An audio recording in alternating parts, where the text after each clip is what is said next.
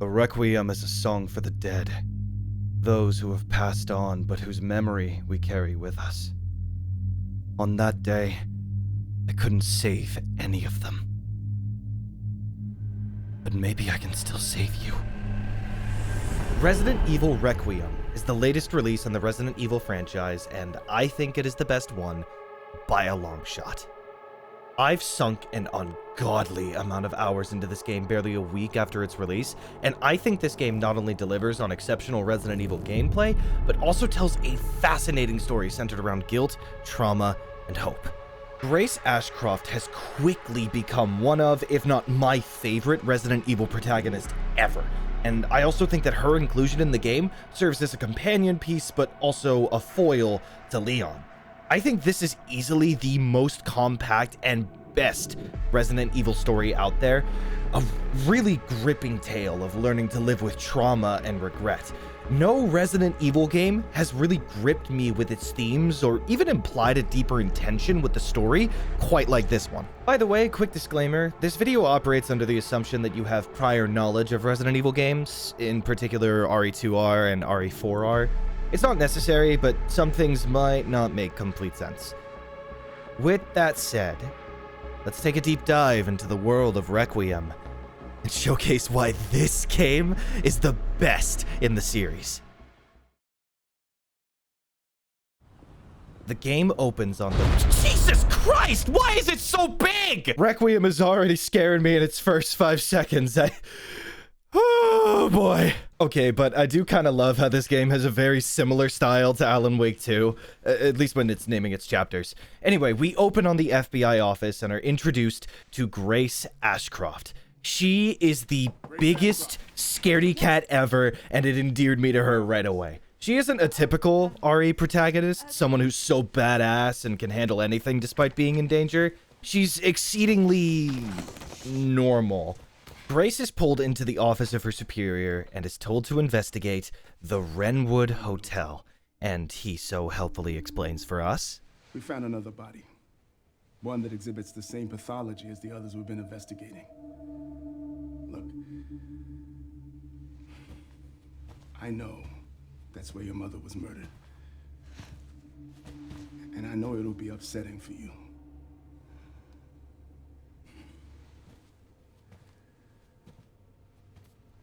Alyssa died 8 years ago. Perhaps it's time for you to face the past. He says he won't force Grace to go, but it seems like Grace almost forces herself to go, even though you can see she's noticeably shaken by the idea. Why does she choose to go back to where her mom died, despite looking so scared by it? Keep that in mind for later. We then cut to Grace in What the Renwood really reminds me of downtown Chicago, what with the architecture, the clutter, the subway, the general vibe of the city. Even better, this one street of Renwood is littered with Easter eggs and nods to prior games in the series. Grace makes it to the crime scene, and her nervousness is clear as day. She can barely hold a conversation with the police officer guarding the scene. And as she enters the hotel itself, we see this nervousness start to boil over, as Grace tries to keep herself calm when re-entering the very place of her trauma. Checking out the investigation report done by the FBI so far, we learn a little more about the victim found in this hotel. In particular, we learn that he's the 5th body in the string of mysterious deaths. The only thing connecting these deaths together is that they all have these strange black bruises along their bodies, and all are survivors of the Raccoon City outbreak. September 30th, 1998. The walls of this place are littered in burn marks, and upon further investigation, we discover a photo of Grace that the game describes as close to her home. If this was me, I would be running for the hills, but unfortunately, our exit is suddenly slammed shut. What do I do? And with no other place to go, we continue forward into the hotel. The fluttering of the curtains blocking the view of the rest of the hallway is such a clever way to make you feel on edge when beginning this segment. The darkness of the hotel is suffocating, and the openness of the space is unnerving. Abandoned luggage is scattered across the lobby, and we realize we aren't alone. Ascending up the stairs, we slowly make our way to room 204. There's no one in the room to talk, merely this old radio.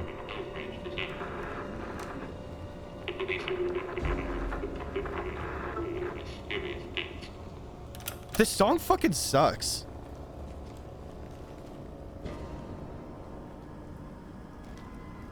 And a bed covered in photos of Grace and her mother, Alyssa. I think the horror of seeing this is really understated. Hundreds of photos taken of you and your family when you weren't suspecting it at all, in the very same place your mother was murdered 8 years ago. Someone has been stalking you and your family for decades. And now, you're sitting in their den. But before we get the fuck up out of here, we get to see a flashback of the night Alyssa died, and wow, this part is just great. It's really short, but getting to backtrack through the hotel before it became a decrepit and dingy place is so cool. It really makes you pay attention to the details in the environment. Like this guy. He counts. Oh shit, I'm sorry for calling you a detail earlier. That's a bigger detail. Oh!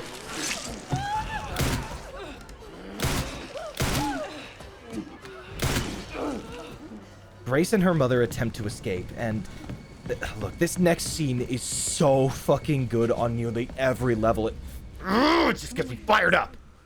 Grace is panicking and is struggling to breathe, and her mom has to calm her down with breathing exercises. It's something that Grace would carry with her to the present day whenever she's feeling scared or overwhelmed. The rapid cuts of the camera reflect Grace's mindset, unable to process witnessing 2 murders. And, oh my god, I'm sorry, I just love this delivery. Mom, I'm scared. No. We need It to find sounds so fucking real. It sounds like a kid who's scared shitless and can't keep calm despite their best efforts. And then it's followed up with... Please know that you are my hope. Never forget that. I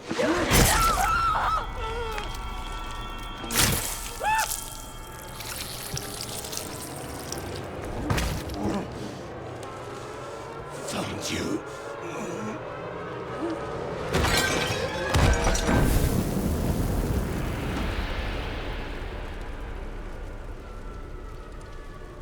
What a shocking death. Grace screams out for her mother as a fire slowly envelops the hotel, explaining the state we'd find it in years later. It's clear as day that this event traumatized her deeply, and that she still carries that guilt with her today. I'm so sorry. This is not my fault. Grace blames herself for her mother's death, and carries that burden with her all these years later. On the table nearby is a calendar marked for the 19th of October, 2018, the day that Alyssa died, showing that in this room, time hasn't moved on, even one day. Grace, though scared, decides to investigate some evidence her mother left behind on the night she died. She feels guilty over Alyssa's death, and so maybe if she recovers what she was hiding, she can make things right. Even if she's walking right into danger. On the way back, you'll notice one of the windows seems to have been broken from the outside, and wind is pushing the curtains. Something else is out here. She finds her mother's bag, and while investigating it, we find a disc alongside Alyssa's journal. Alyssa seemed very paranoid in her final days, but was remorseful that Grace struggled to be social given their circumstances. Pondering this, Grace is surprised by the same cop from outside, who's clearly not doing all right. What's wrong? Something stung me. Are you okay?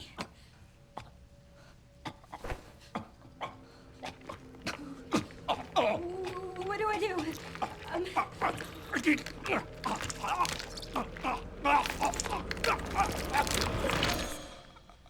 I think he has cooties.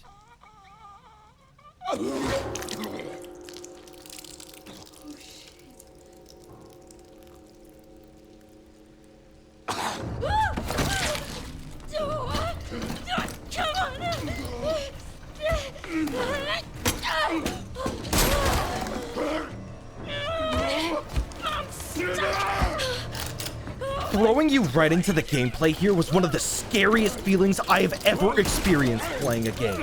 Facing down the barrel of a shotgun while the game vaguely tells you to evade. Grace resists the cop and eventually flees upstairs, barely escaping with her life.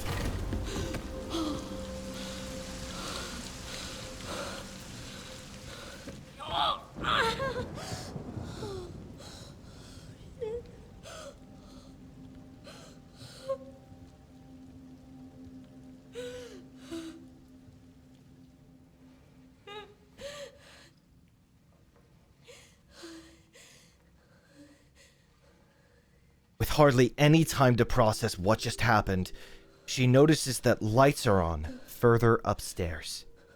Gathering her resolve, she moves forward to find the one who called her here in the first place.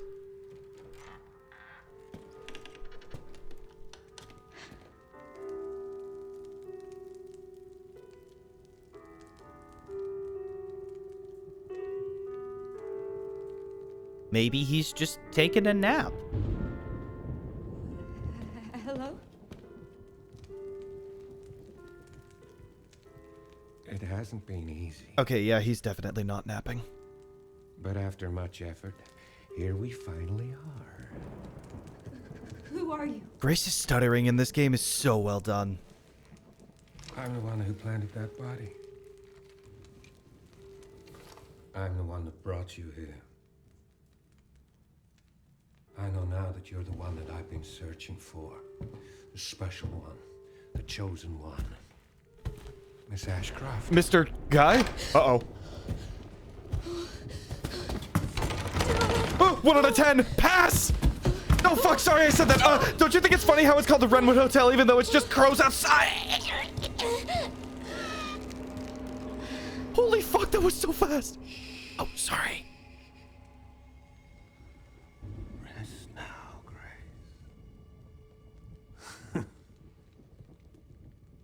We have so much to do. That concludes the Renwood Hotel section, and wow, what an intro. It's such a beautiful buildup of horror and fear, while also showcasing who Grace is and what guilt she carries. After Grace is knocked out, we're taken to the body of the man in Elbridge, being investigated by none other than Leon Sex Kennedy. Complete with gloves now. Leon is investigating the same string of deaths that Grace is, and gets tipped off to the name of the man seemingly responsible. Victor Gideon. And the one to tell him this information is none other than Sherry Birkin. She doesn't have much of a role in this game, but her inclusion is nice either way. I'm just happy to see Sherry and know that she isn't trapped in the basement like Jill or Claire or Jake or Helena or Rebecca or Carlos or approaching the hotel in his sleek, pristine, and powerful Porsche Turbo GT. I can't believe they actually sponsored this game, and I can't believe how well it works. Leon spots Victor carrying Grace out into the middle of a busy street and just chill there with her? Nobody bothers asking what's going on for like 15 seconds. This is so funny to me. This is just like Chicago. Leon attempts to intervene, but Victor, kind of terrifyingly, starts an outbreak in Renwood. And just like that, we're thrown into our first gameplay section with Leon. And I'll just tell you right now, this game may have the best gameplay of any Resident Evil. Me? No.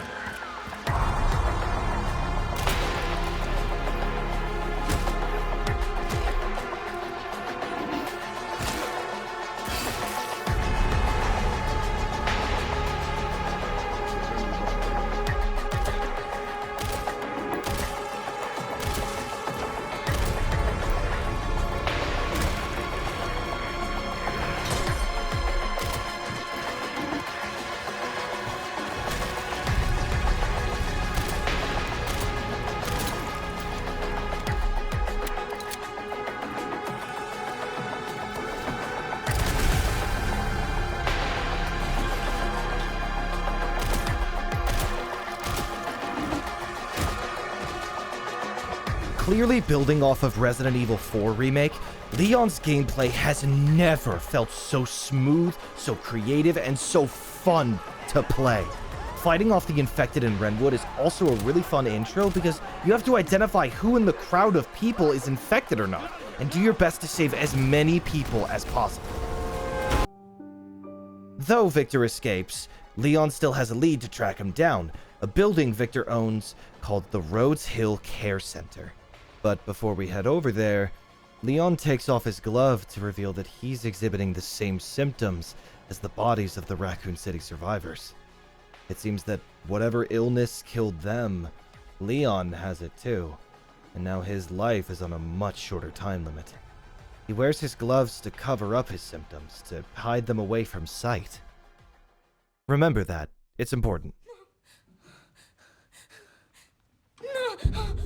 We cut back to Grace, hanging upside down on a gurney and having her blood drawn. She uses the same breathing exercises her mother taught her to calm down, and makes a very messy but very clever escape.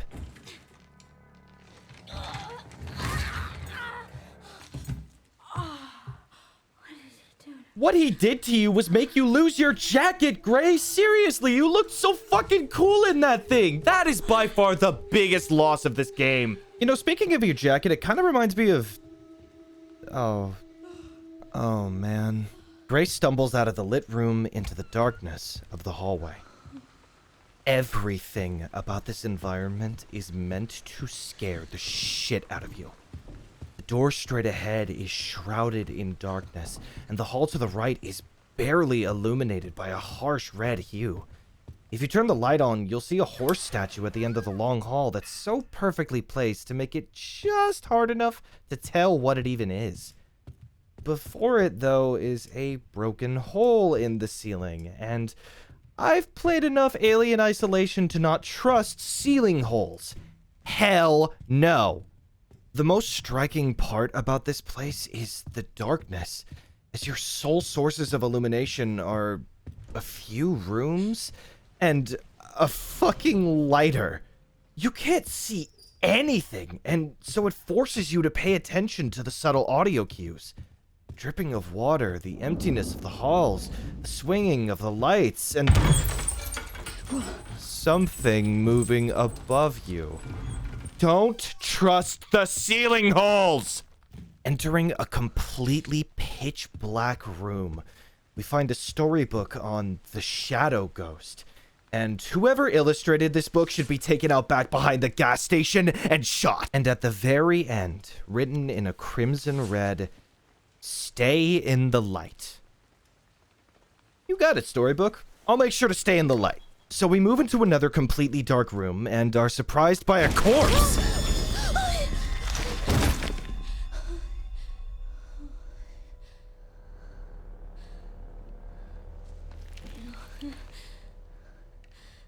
Infected. And something else. Like, do you want a Scooby snack instead? Its shape and clothing are vaguely humanoid, but everything else is the furthest thing. As we sprint away, we hear the rattles of its chains and the haunting squeals of its voice right on our tail. We flee to the only source of light and prepare for the worst when...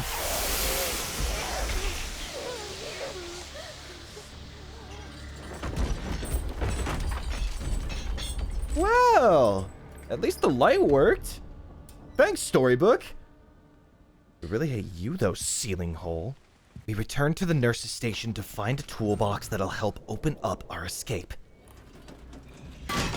But we're a fucking klutz and... Oh, it's right there! The tension of this scene is real.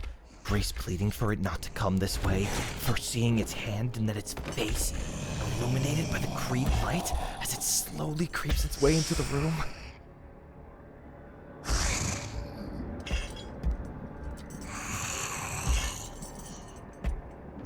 Like, Scoop, we're so fucked.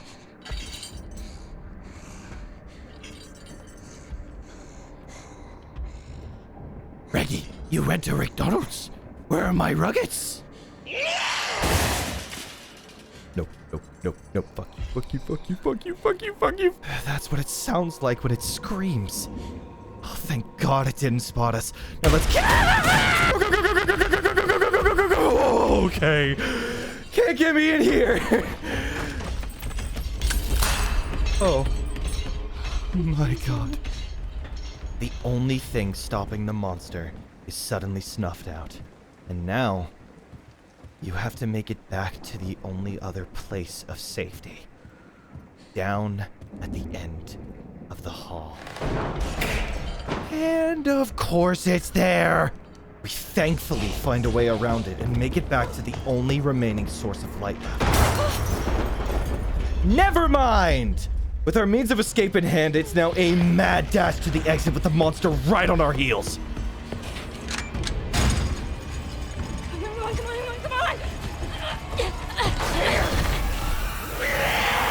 Like, the Scooby Snack thing was just a bit, man! Reggie, my face is jello! Reggie, where are my Scooby Snacks? It's a bit! I said it was a bit! Please stop! Oh my God, this isn't funny anymore! What's the safe word? We didn't have a safe word!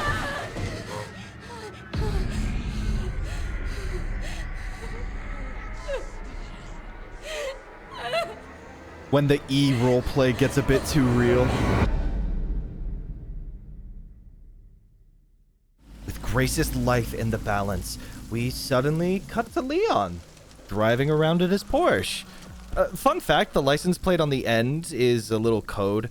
ND, I believe, stands for New Dawn, which was the internal code name for working on Requiem, and 9642 represents the games that Leon was in. Resident Evil 9, 6, 4, and 2. Here we are. We finally arrive at the... Oh, again?! Leon's greeted by a very suspicious nurse, and we begin the grand tour of the care center. Also, like, bro, look at Victor here.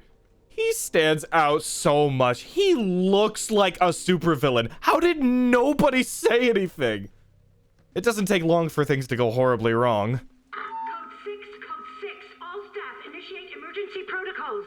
Fun fact, we can actually hear this alarm go off as Grace in her section, so we can deduce they take place at the same time. It seems like an outbreak has started here in the care center as well, and now the entire building is on lockdown. Leon fights his way out and gets a little groovy as he does it. It's here where we finally see Leon's and Grace's stories converge. Come on! Like, zoinks!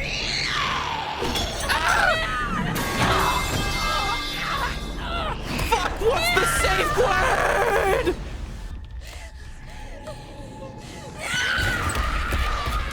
God damn, that scream was real. Hey, over here. Time to teach you a thing or two about consent. C-O-N. Consent. Kids these days are into the weirdest things. Shaggy and Scooby, really? Leon saves Grace's life, but the two are quickly separated. Grace in the light and Leon in darkness. Side note, I love the cinematography in this game. The shots and the lighting are so intentional, and this is just one example. Both of them face away from the things they need to. Grace away from the light that'll bring her peace, and Leon away from the darkness he's so desperately avoiding. It's so good! But I'm getting ahead of myself here. Leon gives Grace his powerful magnum, the Requiem, to defend herself, and immediately rushes right into Victor Gideon himself.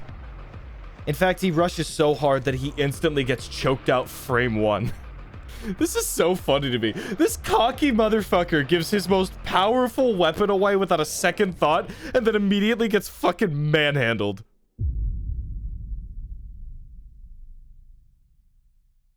Thus, we're left with Grace in what is predominantly her section of the game. You rarely play as Leon for this first part at the care center, and I think that's totally intentional. Given Leon's place in the story, it wouldn't be much of a mystery for him because he has access to databases from a handler that he can talk to at any time. As such, we play as Grace and experience the story of this location for the first time and at our own pace. I think the way that information is trickled out to you in this game is masterfully done, and the deeper you look into the notes of the game, the more you'll really see the care put into it. Either way, now we have the Requiem, so let's... One bullet. Oh, fuck you, Leon! Even our blatantly overpowered defense has its limits. Well, at least we know what our exit looks like. We move through the pristine white walls and floors of the main lobby into a guard office, where we'll see a pamphlet featuring the minds behind the Rhodes Hill Care Center. There's a lot of notes in this game, and I won't be covering all of them for my own sanity, but I'll bring up the important or the cool ones. This one shows the minds behind the care center: Mitchell Bennett, Anthony Richardson, Luke Clark, and the overall director, Victor Gideon. I can't get over it. This motherfucker looks evil here, bro. He does not fit in at all. Also, the executives have sun, star, and moon symbols next to their names, like on the door out of here, so we should probably seek these three out. We progress forward into the medication room, and inside this completely dark room, we find a blind little girl locked inside a glass cell. Oh, and also there's a corpse on the ground who tells us to stay away from her. So that means only good things in our future. The girl being locked in the cell already leaves us with a lot of questions, but there isn't much we can do for her right now, so we have to carry on to the west wing of the care center. This side of the care center is full of sleek wooden walls, and all in all gives off an air of prestige and business. This side is referred to as the administration offices, but frankly it has a whole lot more. It is home to various places for guests to visit and enjoy themselves, including a parlor room, a bar and lounge, and a gallery. It's clear that this side of the care center was very business-oriented and primarily focused on equal parts management and entertaining guests. As we make our way through the West Wing, we'll see various zombies acting out what they used to do before becoming infected. We see the chef cutting up meat and preparing meals for guests. We see a butler shambling around the halls to keep the lights off. We see maids hell-bent on cleaning the floors in very unorthodox ways, and we even see a performer still singing, as if she has main character syndrome. Some zombies smile madly, others apologize when being shot down. The inclusion of zombies who exhibit signs of who they used to be adds a whole new layer to them as obstacles in our way, in a gameplay sense because we can often use their tendencies against them, but also in a story sense because we gain an idea of who they used to be. It's actually quite sad. But either way, after much struggle, we make our way to the second floor and wander into the chairman's office. Inside this office lies a few notes that gives us more context about the behind the scenes of the care center. In one email, we see the chairman giving orders about a personnel change, promoting a worker and sending the current researcher for processing.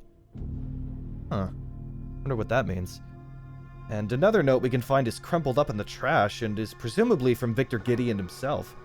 In it, he says he's anticipating Leon's arrival at the care center, and that they should enact the code we heard when he gets here. The next part is interesting though. Victor says he has no more need for the whole of the care center. Given that the note was thrown away, my best guess is that the chairman really didn't like that. Oh yeah, should also mention, there's the chairman now! Zombified and choking the life out of a female zombie.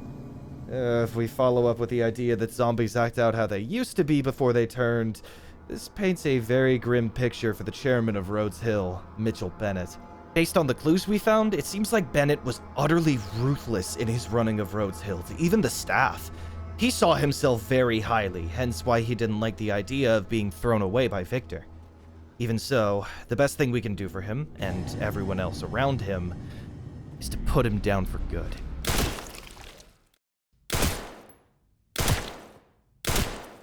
But that's not all the secrets we can find in Bennett's office. Inside, we can solve a puzzle with a moon, star, and there it is! And take a piece of quartz that fits perfectly into our escape door. But for now, though, let's take a break in our save room and just breathe for a moment. We've covered a lot of ground in such a short amount of time. We need some time to process all of it and come up with a plan for finding the other two quartz. And while we're here, the save rooms of Requiem are some of my favorites in the series, and that's in no small part thanks to the save room music of this game, titled Respite. This is something I think was sorely missing from RE2R. There's something so somber about this track that makes it the perfect ambiance while you recollect your bearings. It feels like a respite, but a very temporary one, which is exactly what a save room should feel like.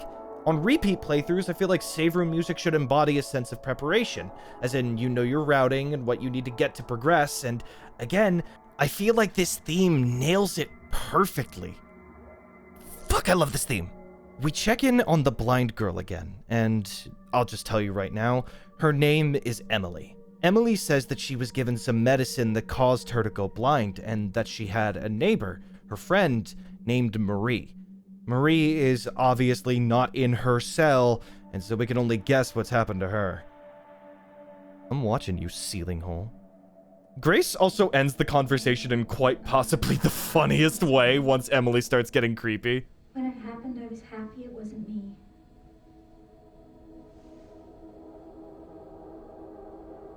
Is that bad?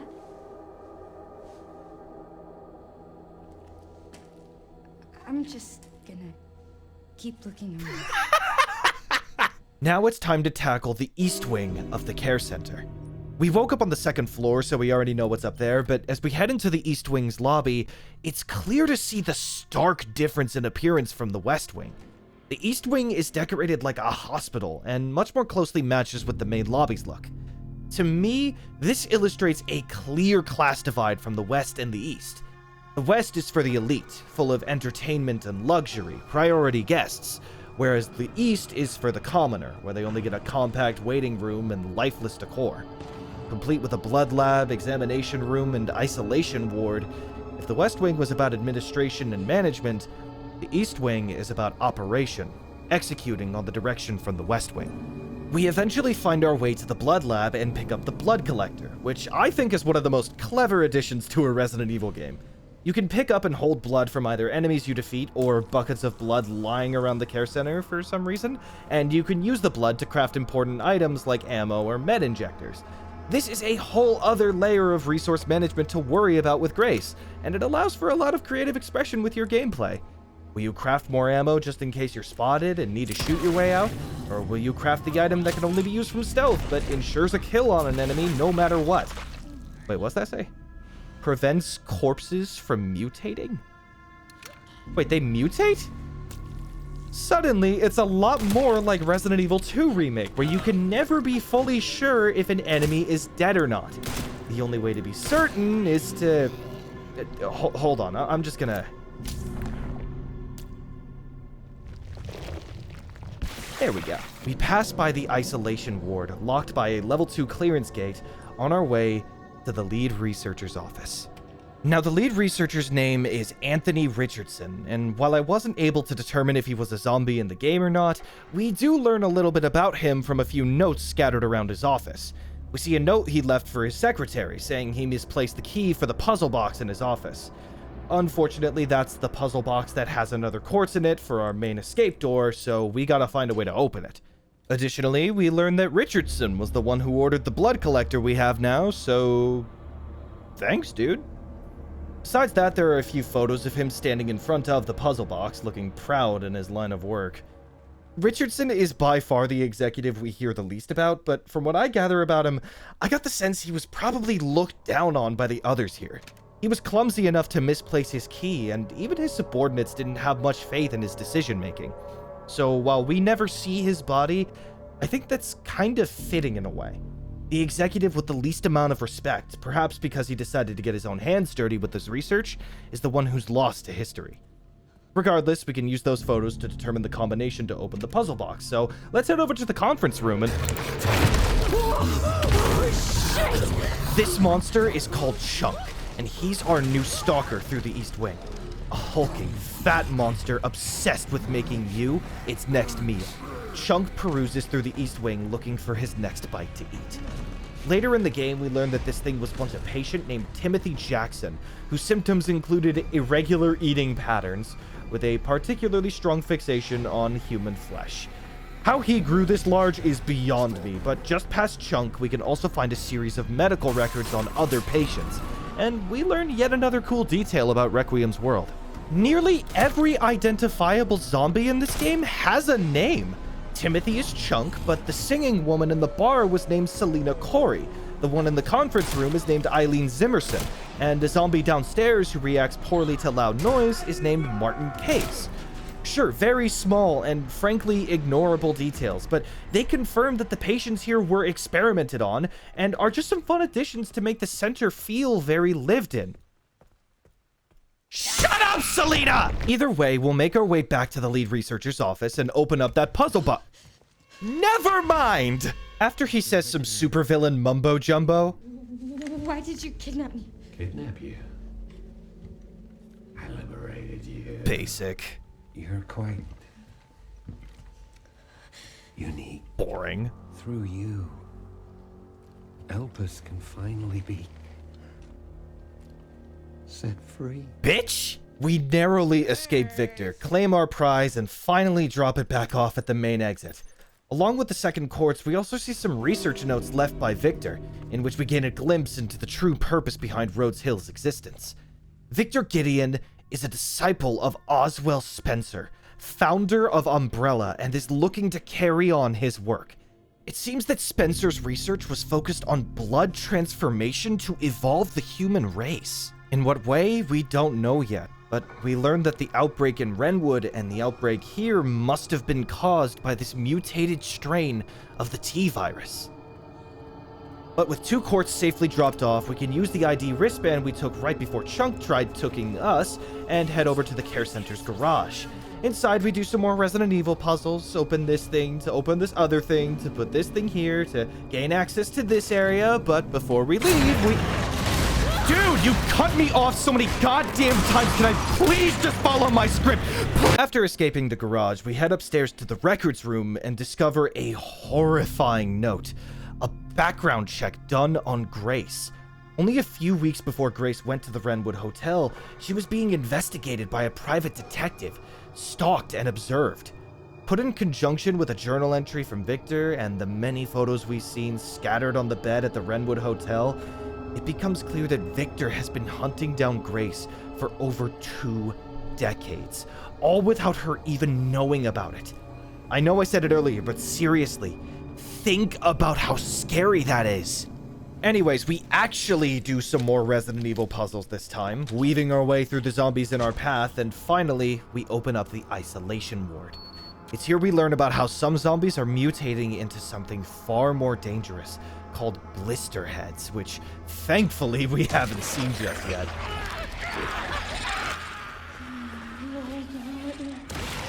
I'm just gonna ignore that. More importantly, we read one of the most important notes in the entire game, a nurse's log of her time monitoring the progress of Subject 171. In reading this note, we can infer that Subject 171 is actually Emily, given that 171 is both blind and a child. Interestingly, we see that our third and final executive, the security manager, had joined this nurse in overseeing Emily, asking questions about blood that she would have no way of understanding. This is actually the only note mentioning the security manager, Luke Clark, Mr. Two First Names, but it isn't the last we hear of him. See? He's right there. On his wrist is the level 3 clearance wristband needed to open Emily's cell. In fact, that's the only door of the entire building that has this level of clearance. To me, this signals a lot about Luke here, but also about the other 2 executives as well. Clearly, they were well aware of what was going on here, and actively chose to continue the experiments on all of these people, even going so far as to experiment on a child. Given that the security manager, Luke, visited the medication room with Emily in it, it makes it very obvious to me that he was just as involved in this place's atrocities as the other executives. His room holds the last puzzle box, with presumably the final quartz we need to escape.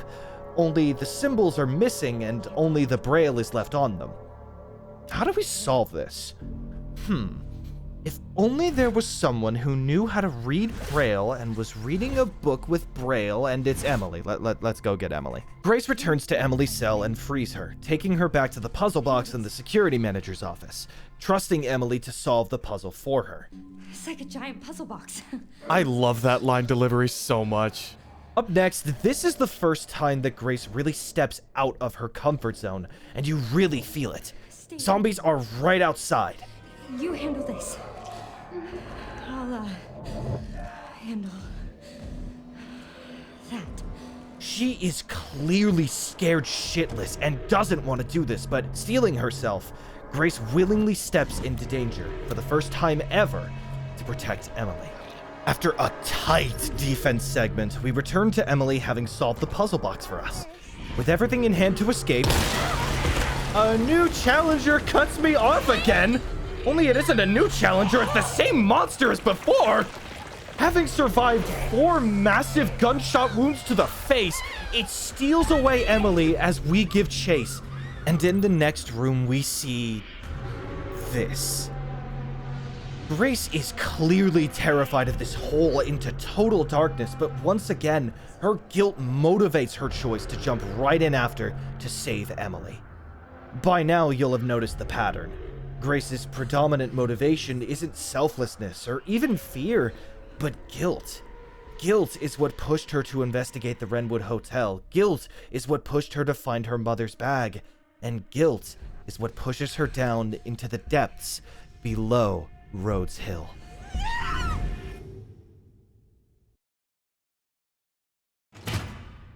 By this point, we've been playing as Grace for several hours, running scared and desperate to preserve our resources. So when we finally cut back to Leon, we know we can loosen up a bit, even if Leon isn't able to right now. You know, maybe he's better tied up anyway. Victor attempts an interrogation of Leon, and it doesn't go well at all. Leon burns the shit out of him because he lost his $160 jacket. Last time you brush your teeth. And then breaks free and whoops his shit. Very funny Leon scene. Sorry, I was a little tied up. We progress through the attic until we find Chunk. Again. This time we get a proper boss fight in this super compact and super tight section of halls. Unlike Grace, Leon is a much better match for Chunk, what with his guns, hatchet, and quips. Despite how cramped this attic is, we deal with Chunk. Sorry, but I'm not on the menu. And now I'm going to tell you about Chunk's name. You see, there are actually 2 Chunks, and they're brothers. Reading their medical records, I concluded that the one we encounter as Grace was Timothy, who was prone to becoming violently agitated if he wasn't eating, whereas the one we see here as Leon was his brother Thomas, who was solely obsessed with devouring everything he could get his hands on. Make sense? It does to me, I don't care what you think. We descend from the attic into the chairman's office. Wow, this was so cool to do. Progressing through the care center as Leon and breezing by every enemy in my way like they were nothing compared to Grace's dread with even one zombie in my way was so satisfying to play out. This is really the only time this happens in the game, retreading an area as another character, but it feels like a genuine breath of fresh air. We make our way up to the final office of our executives, the director, Victor Gideon himself. After some light cardio, we head into his secret lair? The fuck? Inside, we find a direct email to the White House regarding Raccoon City and something called Elpis. There's that word again, Elpis. Victor said that Grace could release it earlier. Furthermore, we discover more about Leon's illness, dubbed Raccoon City Syndrome. RCS is a dormant infection from the T-virus suddenly becoming activated, resulting in the black bruises appearing on the previous bodies and now Leon and Sherry. It's only a matter of time, and according to the report, RCS is fatal with no cure. Note how Sherry has only 1 glove in this scene. I'm going to analyze that more later, so just remember it for now. With answers given to us, we're now left with more questions, pondering the ticking clock over their heads. We're suddenly thrown back underground with Grace, determined to rescue Emily. Our first sight is already a grim one, a decapitated staff member, beside him a note mourning the loss of his co-workers and dreading his own fate. Further down the hall is a thing that, looks power related, and I don't have an item for this, so we move on. The basement is barely illuminated at all, but it clearly carries more of an industrial, factory-like vibe to it. Ill tidings for the monster once again prowling the halls. Fucking ceiling pipes. There's a security room down here that serves as our save room, complete with cameras watching what look to be holding cells. What the hell is going on down here? Inside one of those cells is Emily, and so we make our way past a furnace and into the jail. Infected clamor inside of their cells, and the monster is far too near. Noticeably, it hasn't hurt Emily, just collected her and placed her in a cell full of dolls.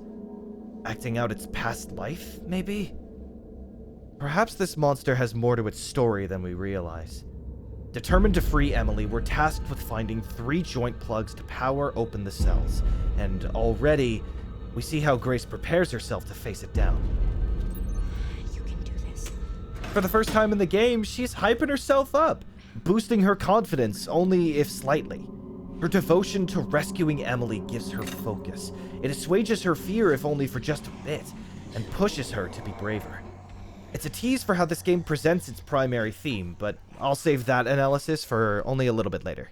Sneaking her way past the monster, Grace finally learns its name, or at least what the staff called it. The Girl. The girl prowls around the basement, hungry for her next prey, but thankfully is still weak to the light. Thus begins a cat-and-mouse game where you must stay in the light no matter what, all while watching the many infected around you. They seem dead, but they may not stay that way for long. After acquiring more joint plugs, Grace makes her way to another section of the basement, the highlight of the tour. Emily's chamber wasn't the biggest secret of Rhodes Hill. It was this. Processing. Processing is a pool of blood with saw blades on one side and a conveyor belt of body bags being dangled over it on the other. If we investigate more into this room, we'll find a note left by a security guard, and it's utterly sickening. The 12 subjects we were provided with were confirmed infected and reduced to blood at the processing area. We'll be able to increase the turnover rate even more thanks to the increased stock from our supply chain. We have already started processing today's additions. The security guard talks about those bodies as if they're cattle, being sent into the machine to be reduced to blood. It's here that we learn more about the processes behind Rhodes Hill.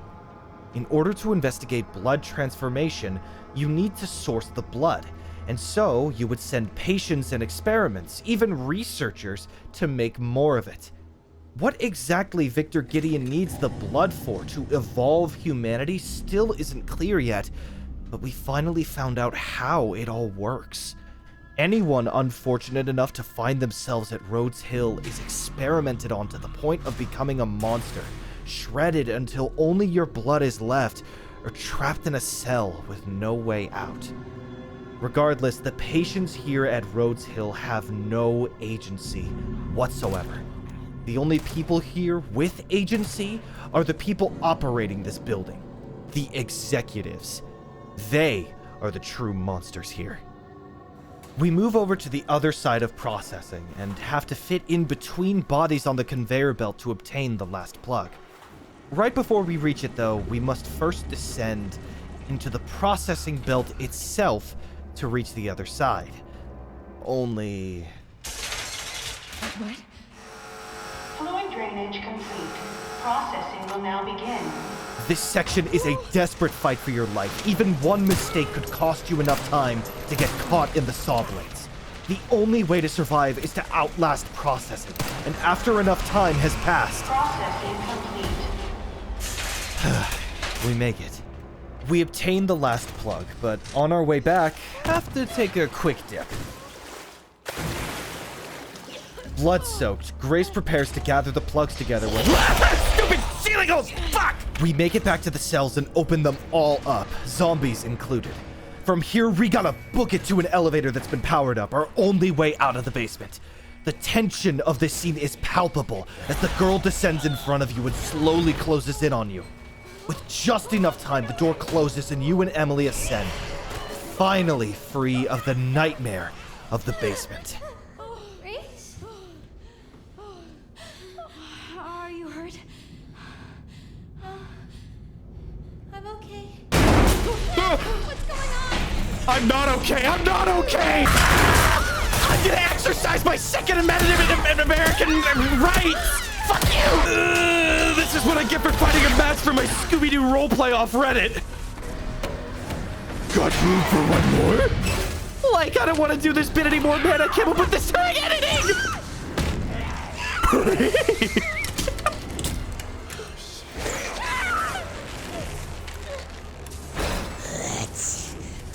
Oh, sorry, that's what you sound like? Oh, my bad for giving you the Scooby voice, bro. Ah!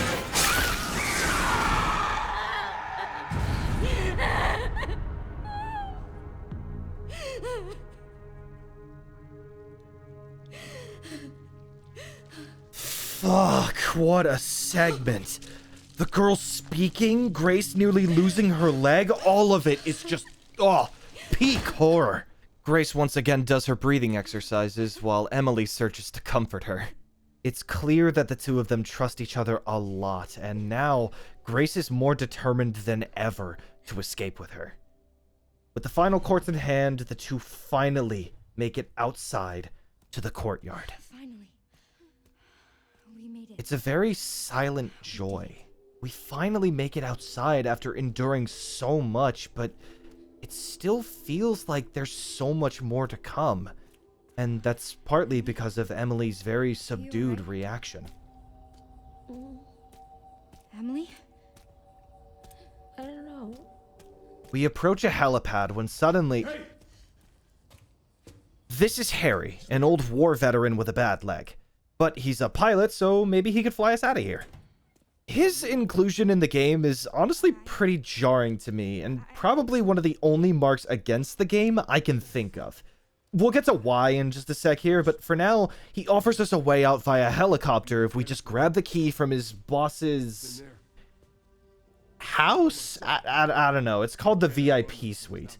The way he offers this deal is honestly very aggressive and more than a little suspicious. The moment he starts talking to Grace, you can see her body language recede out of fear. She's immediately put off by his aggressive and loud voice. She still keeps Emily behind her, but it's still clear that Grace isn't really willing to stand up for herself yet. She asks very basic questions of trust, and after some pressuring from Harry, she decides to leave Emily in his care while she goes to get the key. Emily has been acting strange this entire time, and Harry is more than a little suspicious, given that he works for Rhodes Hill in some way. Entering the suite, we discover a visitor record from someone whose name is just Z. Fucking NB-ass name. We can also find references to a few other Resident Evil games, notably a wine bottle from House Dimitrescu. But most importantly, there's a note on the desk from someone who must be working with Victor. The people who wrote this note have enough influence to extend a blockade of Raccoon City until 2040, 14 years from now. We can infer that this note refers to Raccoon City because of an article Grace was reading that headlined the same thing. Raccoon City blockade extended to 2040. Once again, the primary goal of both Victor and this group is Elpis. Whoever these people are, they are powerful enough to influence decisions made in the government, and that makes all of this research done here at Rhodes Hill even more horrifying. It isn't just for one lunatic following in the footsteps of his former master. It's for an organization deeply rooted in the structure of society. We're left with even more questions. Who is the group behind this note? Is there a deeper conspiracy behind Raccoon City? What is Elpis? It's time to get some answers. We descend a secret elevator to the true research facility of Rhodes Hill. We step into the reception area for the facility and find a note, a continuation of Spencer's research. In this, we finally understand the true purpose of the Rhodes Hill Care Center. We were able to deduce how the facility operated and sourced all of their blood, But now we finally get to see why they were doing it. Oswell Spencer believed that you could transfer a person's memories through the utilization of blood. All of this is a sick and twisted attempt to find a correct host to transfer find a correct host to transfer Spemery to. In other words, reviving the man that started all of this. All of this testing done on so many people was to see if there was a viable host who could endure the T-virus while also maintaining their intelligence. It's a blatant waste of life. And now we get to see the heart of this place. A giant vat of blood casts a bright red over the entire facility in a room called Collection and Testing. We see vats of test subjects, and blood, while contained, is everywhere. In this room, we can find one more note that reveals another horrible truth. It's a record on Subject 170, whose name is Marie. Emily's friend, Marie. It says that 170 showed signs of mental instability and escaped from her cell. Given the holes in both her cell and just outside of it, it becomes clear that Marie transformed into the girl. It's why she didn't kill Emily, and it's why we can see so many dolls in the same cell. In Marie's old chamber, the girl's old chamber, she had a doll just like these ones. It's a dark and tragic fate for anyone, let alone a child. But furthermore, Spencer's research doesn't explain this. Why experiment on young girls? It's clear that the experimentation on them is distinctly different from those of normal patients, and there's nothing that points to blood harvesting from them. All we have to go off of is the old nurse's log, which says that Emily was asked questions about blood by the security manager. Why would he ask that if the experimentation on these kids is different? How does that relate to Spencer's research? Remember those questions because, oh hey, we found the helicopter key! A bit tarnished, you say? Oh, rise now, We suddenly stumble upon Victor, and he's on the phone with someone named Zeno. He's clearly overjoyed. I've done it. Now that he's gone, I can finally practice my Chuck Norris jokes in peace. Wait. Where am I? I've done it. I've done it.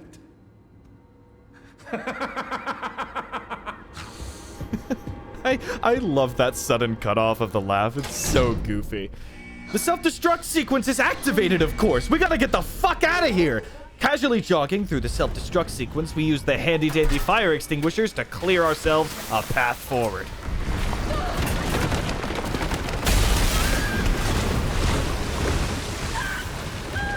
I love that scream! Grace, once again coated in blood, ascends up to freedom and barely makes it out alive. From here, we return to the helicopter, but... Oh, fuck. With a rocky takeoff and an even rockier flight, we rockily crash land into a tree. Leon actually watches this same crash landing happen from the hidey hole he's in. Hello, gorgeous. Can that be me? We see that Grace survives the crash, but Emily is injured, and Harry's fucking dead? Really? That fast? This is one of the decisions with this story I really don't get, honestly. Introducing Harry and killing him off this quickly without any more room for his character, and with a lot of unanswered questions about him, too. It reminds me a lot of Elena, I think her name was, from Resident Evil 8. The villager that Ethan tries to save, but who dies very unceremoniously, and is basically forgotten by the game the moment it happens. It's a weird choice, and all I can think of for a reason behind it is to get Grace to the other side of the courtyard, closer to the chapel. Don't see why we couldn't just use the door there, but okay, whatever, game. Grace carries the injured Emily out of the chopper and looks for safety within the chapel, and we as Leon have to do our best to protect her from the rooftops. All in all, this is a pretty fun section, providing overwatch for Grace. I'm sorry for giving you the fucking flashbang there, and hearing Leon's exceptional quips. Must be time for the evening service.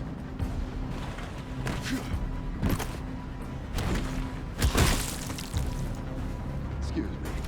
Meeting up with Grace, Leon immediately notices that she's panicking and focuses on reassuring her and calming her down first and foremost, before he has to stand directly in the way of a horde of infected chasing them down. The chapel defense is a really fun, but a really short sequence. We're introduced to a new enemy called a Blisterborn, and the more we damage it, the more it causes other zombies nearby to become blistered heads. You see the connection. Really, that's all there is to this section.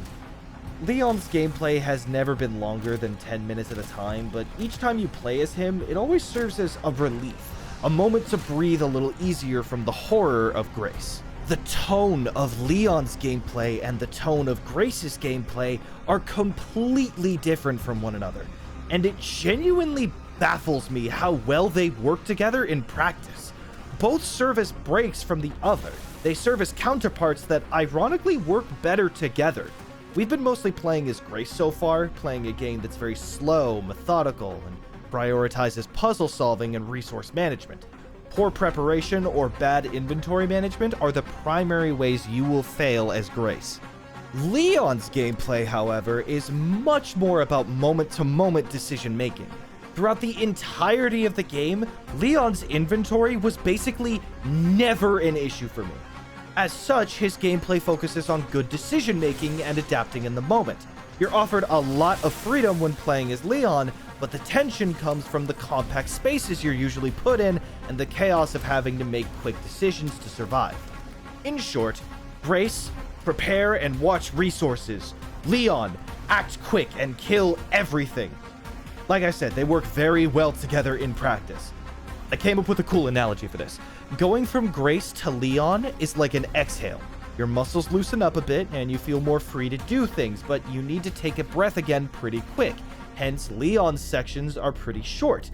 Going from Leon to Grace is like an inhale because you tense up a lot more and feel more focused on your environment. Plus, you can hold your breath a lot longer when you inhale and hold instead of exhale and hold. Hence, her sections are longer than Leon's. I think that's pretty cool. I don't know. This was really stupid now that I said it out loud. Anyways, we're back to Grace and Emily moving into the water treatment facility. Emily clearly becoming weaker from her wound in the crash. The Grace here is not the Grace from even an hour ago. Despite seeing the girl, Marie, once again guarding the exit, she's so focused and determined to rescue Emily that she'll willingly step once again into total darkness. She's found a reason to fight, and she finally wields that confidence in the most direct confrontation yet. This section is probably my favorite section of Grace's in the entire game. In the dark, you must activate 3 separate power units to open the roof hatch and cast sunlight into the room. With every power unit you activate, one section of the area becomes lit up, and you slowly encroach upon the darkness instead. Thematically, the framing here is pretty obvious. Grace faces her darkness and slowly fights it off, spreading the light further and further. This section is also incredibly tense thanks to the girl, who is more aggressive than ever. Safety is fleeting, but you can produce it far more easily. This part heavily encourages use of the Requiem to fight off the girl and buy yourself more time. You finally get a shit ton of ammo with the thing, and now is the time to use it. Another cool detail I love about this part is that every time you stun the girl, Grace will say a one-line, but she'll say it very quietly. Unlike other RE protagonists who would make sure their opponents could hear them, Grace's confidence is still only just forming, so her retorts of anger are very subdued, but they're still teeming with personality. It honestly feels a lot better than if she said them in the usual yelling. I love this detail. We slowly light up the whole arena after a number of really close calls, and finally open the roof hatch. With sunlight beaming down on the girl, We put down Marie as she slowly dissolves onto the floor. At long last, we finally put her to rest. It feels really good to finally slay the beast, only for us to be brought back down when we return to Emily. Emily? Oh no! Wake up! Come on! Oh shit! Oh no! Oh, Emily! 1, 2, 3, 4, 5. The scene is slow and lacks any music. Just as Grace was finally feeling some kind of relief, she's brought crashing back down in her unsuccessful attempt to revive Emily. It reminds me a lot of Alyssa's death, and how Grace was once again powerless to help the person she cared about. I failed you. Ellie. Hi. It's me. I'm right here. You okay? You okay?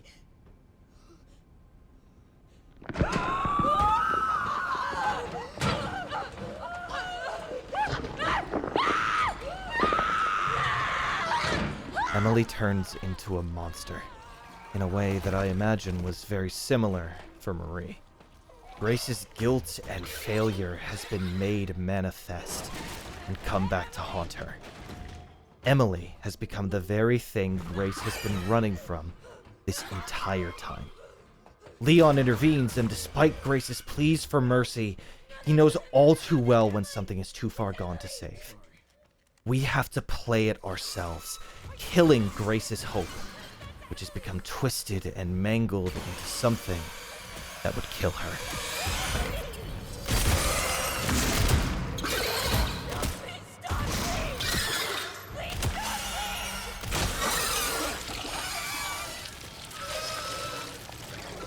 Putting down Emily is the equivalent of Grace losing all of her progress she's made.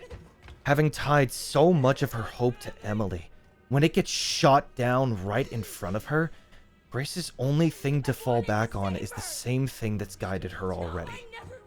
Guilt. This is all my fault. Again. It's here we see the fundamental difference in Leon's and Grace's worldviews. Leon buries his pain as much as he can, devoting himself solely to carrying on living for the people that have died.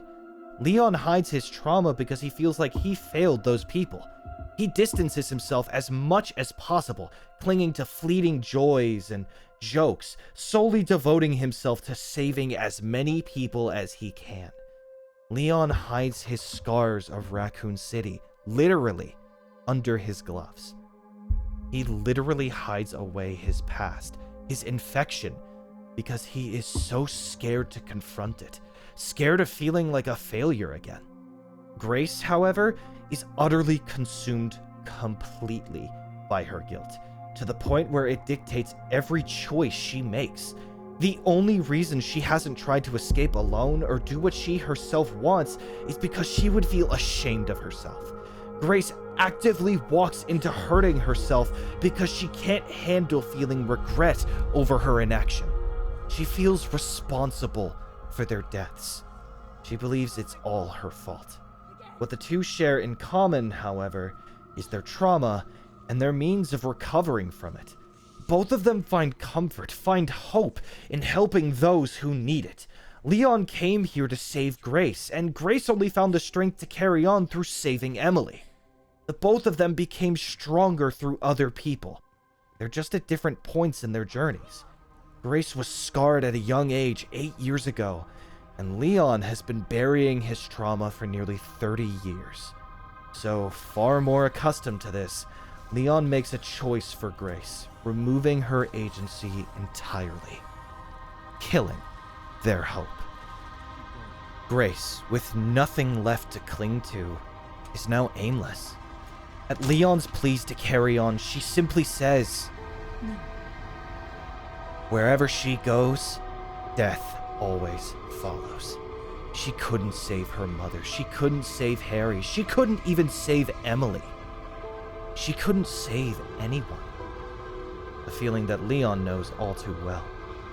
both of their situations. Their worldviews are wrong. Grace cannot keep living through just her guilt alone, but Leon can't keep going without facing his own darkness. Convenient, then, that his illness decides to remind him of that. It's a literal warning that his refusal to address his past is catching up to him, and that this viewpoint will eventually kill him. Grace, aimless and lost, stumbles upon quite possibly the worst people she could run into. Victor, her stalker, and...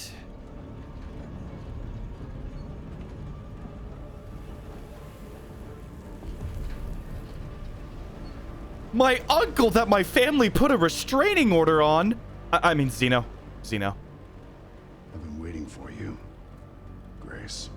Together, they offer her an easy way out, fulfilling the plans they set out to do. Reaching Elpis. Grace, out of options and completely lost, is lulled in with promises of purpose and duty. We can see that they clearly plan to use her, but to Grace, it's the only way she can ever live with herself again.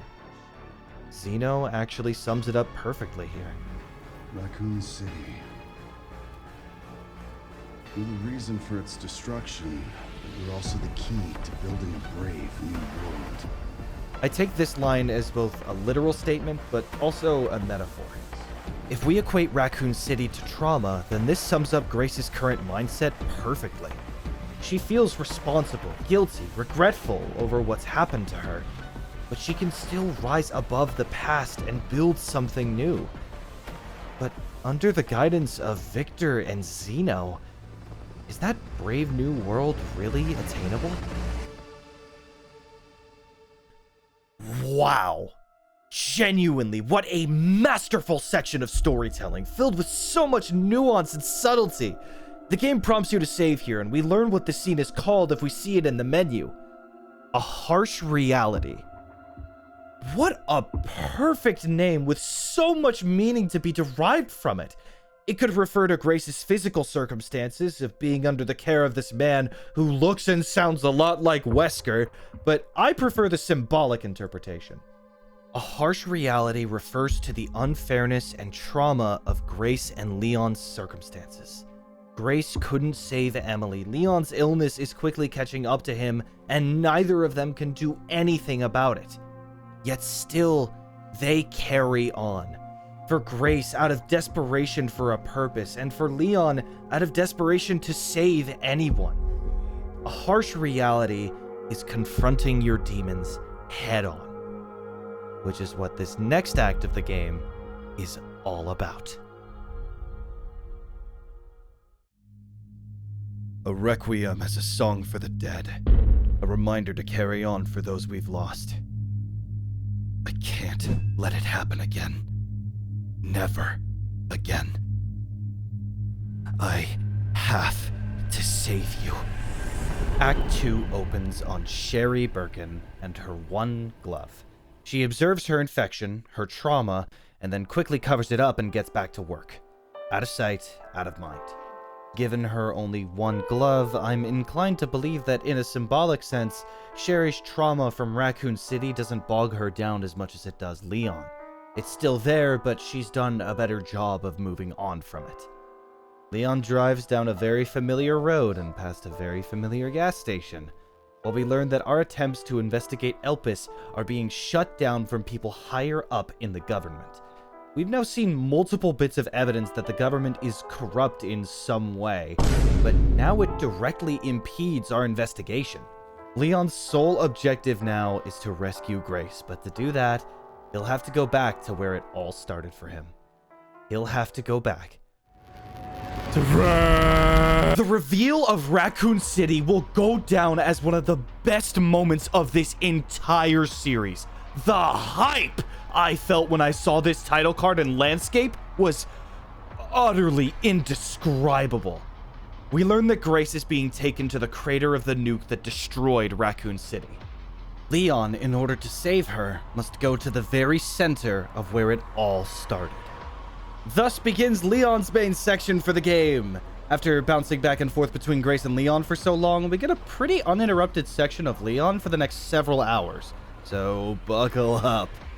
Raccoon City is a ghost town with such a lifeless air permeating its surroundings. The color palette is full of gray and brown, as if the very air is filled with dust and ash. Playing as Leon again, but without a clear direction to go or with crazy music or gameplay to distract, really made me feel alone. This section of the game is quiet and wants you to soak in all of the atmosphere surrounding you. Leon's back in Raccoon City again and is clearly unnerved by it. And without anything trying to kill him right away, it's hard to be distracted from that. As we try to exit this old hotel, we push past the cobwebs stuck to the revolving door. But when we make it past, we realize those probably aren't cobwebs. Yeah, something deliberately trapped something as large as a car in its web. Yeah, skip to this timestamp if you're arachnophobic. You aren't missing much of the story. Bro, fuck this part. Fuck this part so much. Thank God there isn't much story or thematic relevance here, so we can just breeze past it, but oh my lord, this part makes me so squeamish every time. I love Leon just attacking the leg of the spider so casually here. It makes me laugh. And also, I love this delivery. Very real, Leon. Me too. This Nershilla wannabe is a pretty fun boss fight. I like how it cuts off the exit right here, locks you in. And then we're right back to fuck this part. Why do we need little spiders too? This fight also made me realize that a lot of Leon's encounters are in a much tighter space than I really thought they were. Still, it works well and it feels damn good to kill this thing, especially with that framing at the end. It reminds me a little bit of God of War Ascension. Hi, that's the end of the spider part. We fell into the subway system. If you want to see the big spider dead, I'm going to flash it right quick. Look for the timestamp or wait until I say the word emerge. Boom, bitch had nothing on me. And now we emerge into what has become one of my favorite sections of any Resident Evil game. Basically, it's a mini open world in a Resident Evil game where you're rewarded for killing more enemies, incentivizing you to go all out. This system works so well in a gameplay sense, but I'm no expert on game design. I just know that it's really goddamn fun. I love the introduced stealth mechanics. I love how the animations change depending on which direction you attack from. I love the different environments. I love the enemy variety. It's insanely fun to explore and take down zombies like it's absolutely nothing. Oh yeah, there are zombies here. Scarred by the nuclear blast from 1998, these zombies almost resemble skeletons more than people. It seems that the nuke didn't wipe all of them out, with many being buried under the ground and dust. They are still zombies at the end of the day, and we are still playing as Leon, so they aren't really that scary. You just explode their heads a few times. But I mean, come on! This is literally a dead city being reanimated from the ground. These zombies are like ghosts of Leon's past, a physical reminder of what he couldn't save all those years ago. Also, fuck, the music is really good to lock in with. There isn't much story in this section, honestly, but we'll highlight a few things of note really quick. Our overall objective is to blow up a gate that's blocking the way further into Raccoon City, and we need to stop by old BSAA camps to find parts for a detonator. As a refresher, the BSAA is a bioweapon defense organization. They're the people sent in whenever outbreaks or BOWs are involved. In the previous game, Resident Evil 8, we learned that the BSAA was using bioweapons themselves. Needless to say, it raises suspicion on their intentions, and here we learn more about what the BSAA was even doing in Raccoon City. The North American branch of the BSAA had essentially gone rogue, and were also intending to make their way to the center of Raccoon City, the same place Victor, Zeno, Grace, and we are headed. On the street lies a massacre of BSAA soldiers, and when we review their helmet footage, we discover that their mission here was to make it to what they call Ark. And their mission is to retrieve Elpis. Before they can do that, though, they all get aura farmed by Zeno, which, like... Okay, I'm gonna talk about it. He's legit just Wesker, but with a shittier haircut. His voice is the same. His face is the same. Like, Zeno is legit just Wesker. What's up with that? And when Leon asks about him, Sherry's database comes up completely empty. Does Wesker just not exist anymore? Is Zeno someone else entirely? You know, it's funny, actually. It was right around this portion of the game, on my 4th playthrough, that I realized that this section is basically a mirror to the setup from the start of the game. Renwood Hotel and the initial moments in the Rhodes Hill Care Center were all leading up to what you would experience in your first big section as Grace, discovering more about the center and what Victor was doing. This section, on a street in Raccoon City, is also a setup.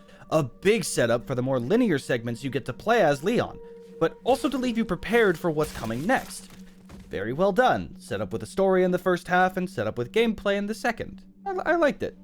Anyways, in short, we ascend above the Cedarbrook apartments where zombie soldiers start shooting at us. Why the fuck do they need to do that? Rude. And also cross a massive toppled skyscraper. Oh, I love this section. I wish it was story related so I could elaborate more, but like, dude, this part rules. Also, one last thing. There's a hidden piece of dialogue between Sherry and Leon in this area, and I like it a lot. Hey, Leon. Do you still think about what happened there? Every day. That night. I was just a kid. Scared and confused. I imagine Grace must feel the same right now. Sherry. Sorry. This isn't the time. We need to focus. Reflects their mindset during all this. I don't know, puts things in focus. I didn't have anywhere else to put this in the video, so it's going here. Having finally collected all pieces of the detonator, we blow a hole into the side of the blockade, hop on our bike, and head to the crater of Raccoon City. Arriving at the... Ha! You thought I was gonna skip the bike part, didn't you? Fuck what I said like a minute ago about story-related moments. Fuck that! I'm talking about the bike part. This section bangs! It's such a visual spectacle and reminiscent of that one Resident Evil movie where Leon killed an innocent family of 4. Zombie dogs called Garm chase you down and you have to fend them off. And then...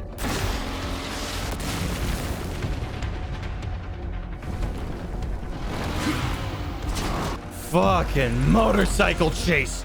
Yes! You chase after Victor into and around multiple buildings, and bro, I don't know what it is about this shot in particular, but it just gets me so fucking hyped up, you have no idea! He eventually tries dropping a building on you, but instead, Leon decides to take the only possible option to progress forward. I don't give up that easy. The whole time you're going up this building, in your head, you're like, no fucking way, right? And then he literally jumps the nuclear crater and lands safely on the other side. Fuck yes! You then have a fucking jousting match with Victor on motorcycles. Are you fucking for real? Scooby-Doo 2 Monsters Unleashed called. They want their segment back. Victor loses control and falls with his bike into an explosion. And we cap off this wonderful segment in the best possible way. Should have worn a helmet. Fuck yes! This is the coolest shit I have ever seen in a video game. Now we arrive at our stop with the bike, and we follow up one of the craziest and fast-paced segments of this game with one of the slowest.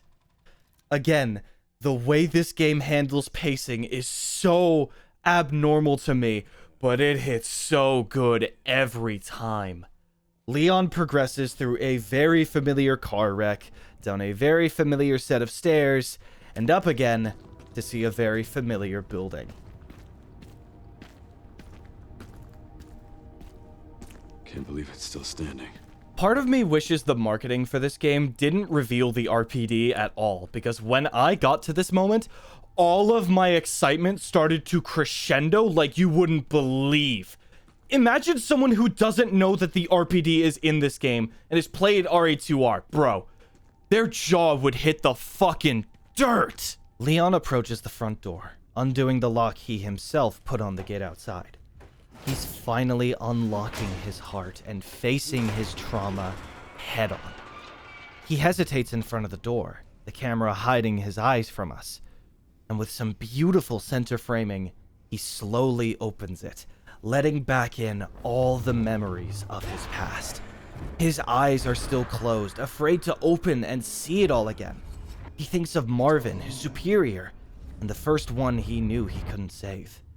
I love this lingering shot of Leon because he really looks so young and innocent here compared to now. As he finally opens his eyes, facing his past, we see a genuine look of unease all over his face. In his eyes, pure fear. He's reliving his worst day. And now, so are we. Reusing the same musical motif from so many years ago does things to me. It rings so empty and hollow, like a bad memory trying to seep its way into the forefront of your mind. As we investigate the main hall, we find many things just how we left them.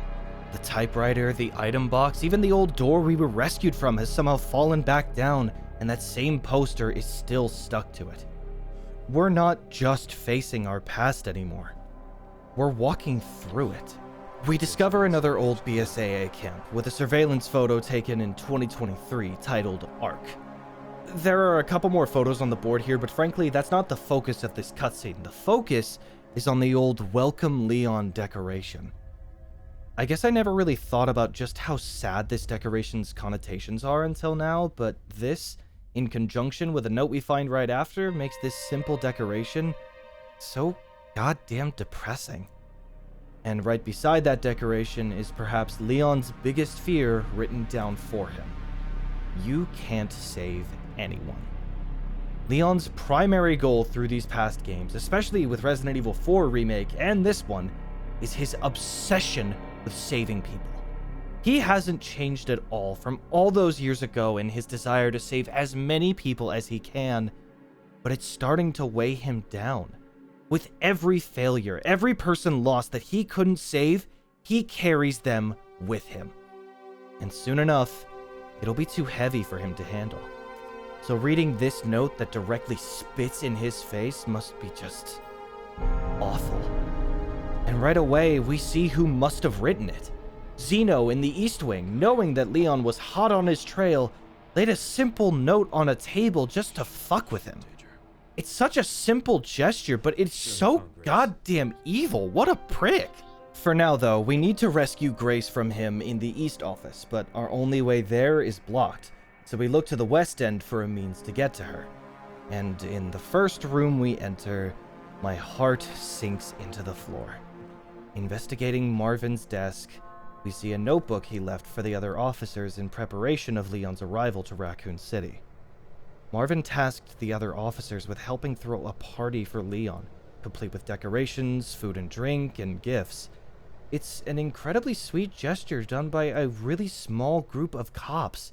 Including Leon being the rookie, there would be only 7 cops at the station, and assumedly, they would be incredibly close with one another. This note is from an easier time, when people were excited for a new addition to the team. And it breaks my heart knowing that all of this effort would be completely wasted. Leon is the only survivor of the police officers from Raccoon City. And to top it all off, looking at Marvin's name tag, Leon says this. Hey, Lieutenant Brenna. Kennedy. Reporting for duty. Fuck. Though many of the routes through the building were destroyed in the nuclear explosion, there are a few old rooms still intact. In particular, the STARS office has some fun Easter eggs in it. You could still find Chris's jacket and Jill's beret, but now we actually get some mentions of Barry. He'd set up a scavenger hunt across RPD, and we can find some of the things he and other members of the STARS office left behind. It's some fun stuff. In general, this whole area has some fun nods to the series' past.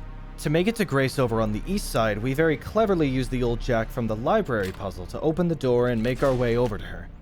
And here's one of the big lore drops of the game, so get ready, it's about to get crazy. Zeno here finally explains what Elpis is. It's yet another virus, the last one developed by Oswell Spencer. It apparently has the power to control people's minds, and multiple groups have tried getting their hands on it. In fact, the entire reason the missile was sent to Raccoon City was not to eliminate the zombies, but it was to cover up the existence of Elpis. This is fucking crazy, but we're not done yet, as now we learn the President of the United States was assassinated when he tried to go public about Elpis. The iconic line of Leon's from Resident Evil 6, "I just shot the president," was also to cover up Elpis. And we still aren't done, because now we have an even bigger reveal, and this one is all about Emily and all about Grace. It turns out that Emily is a clone, a copy, and not just any copy, but a copy of Grace, and not just Emily, but multiple other little girls too. What is going on here? Next is a flashback sequence of one of the copies, a little girl named Chloe. With so many questions rattling in our minds, we're suddenly shot into the past, 1990, to see what was going on at Raccoon City's orphanage.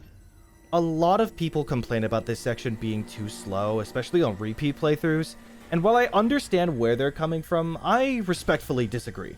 This section of gameplay is very much like the intro, and I enjoy it for a lot of the same reasons. Though the horror loses its edge on later playthroughs, short linear segments like these allow the developers to make very finely tuned and specific experiences. I think there are a lot of fun moments in this flashback that elevate the game as a whole, so while it isn't the standard gameplay, I still appreciate its inclusion. For one, when waking up as Chloe, we see this photo. Oh, it's really unnerving seeing a row of girls who all look essentially the same, with two doctors, pride on their faces right behind them.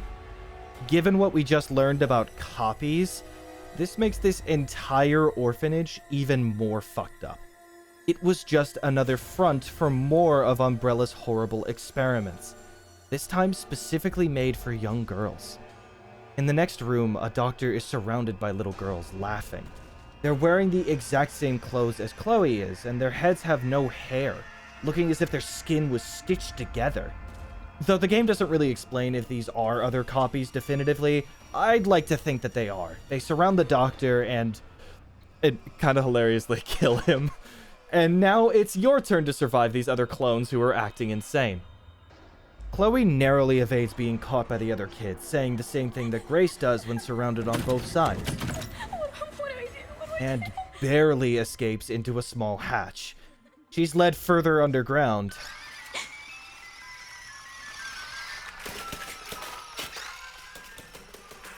Oh, fuck that. And finds herself in what looks to be a chapel of some kind. On the right is what seems like a morgue, dozens of caskets cluttering the room.